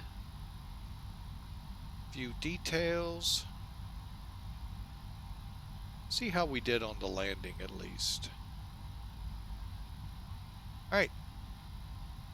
So here's your threshold, folks. This portion of the runway you are not supposed to take off in and you're not supposed to land in. Real world. What you do in the sim, I don't want to hear about if you're out in that area. But from this point on down the runway, this is what's called your landing zone. From this hash mark back to that blue dot or that long white line back there. We touched down here, so we're within the landing zone. We did it at 416 feet a minute. Could have been better. Could have been worse. And here's where you visually aim for the aiming point. So overall, not a bad landing. So let's pull Sim Toolkit back out of the mix. Let's come off VATSIM.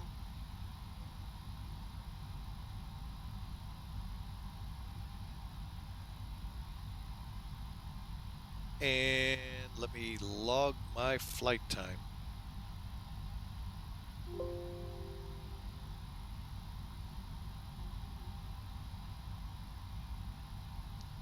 Okay, stand by.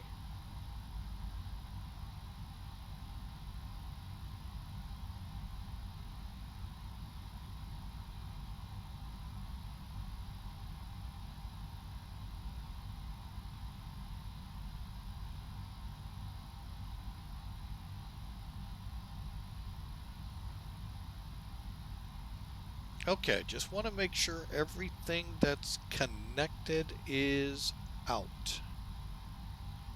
All right, so we're going to put it into replay mode.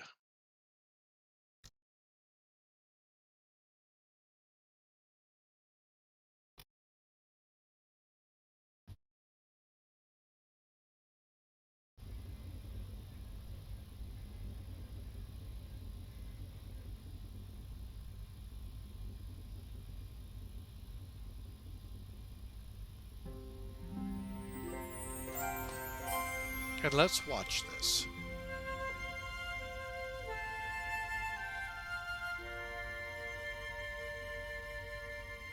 One thousand.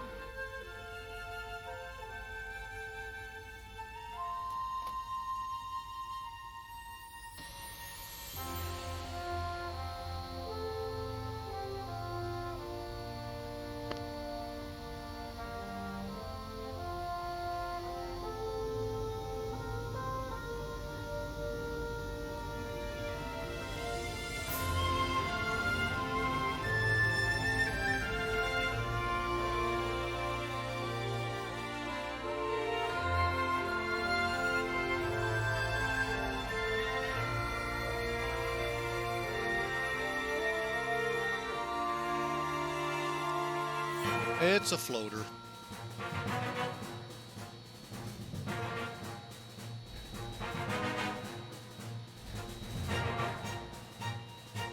That wasn't too bad.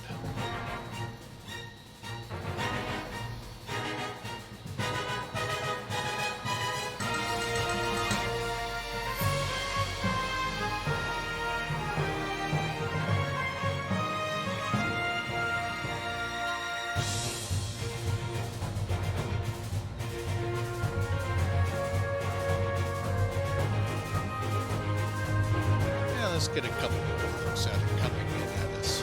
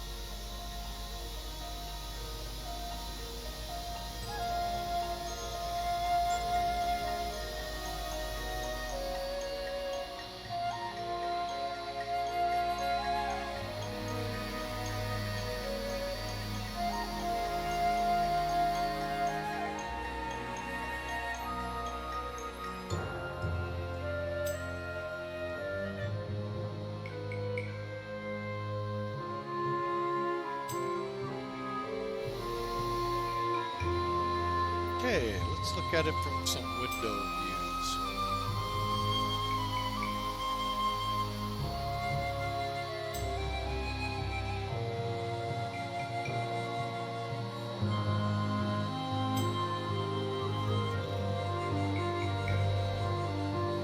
That looked a little rough.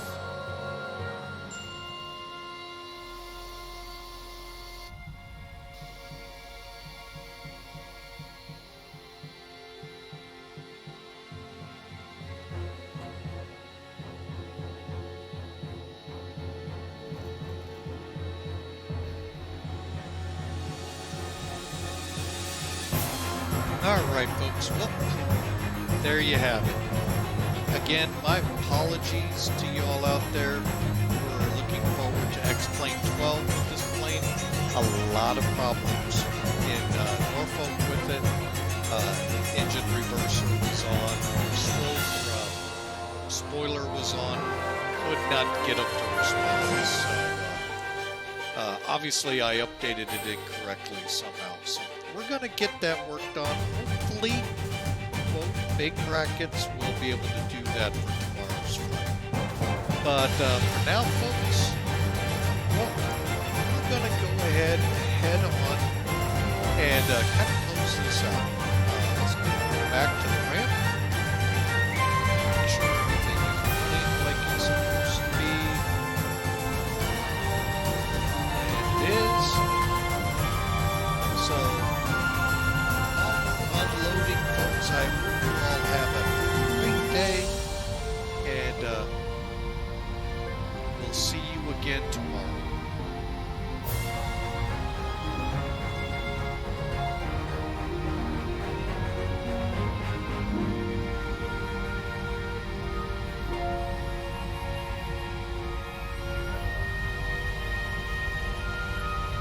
All right, there we go. Just getting a couple things lined up here, folks.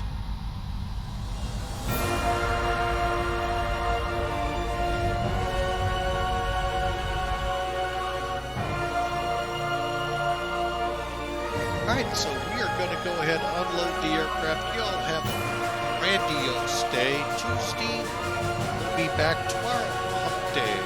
Hopefully able to fly the Caravan and then switch into the 767. Can't do the Caravan in X-Plane 12, but we're hoping to do the 767 in X-Plane 12. If not, we'll be X-Plane 11. We will fly tomorrow, so folks, y'all have a great day. God bless you all, and we will see you tomorrow.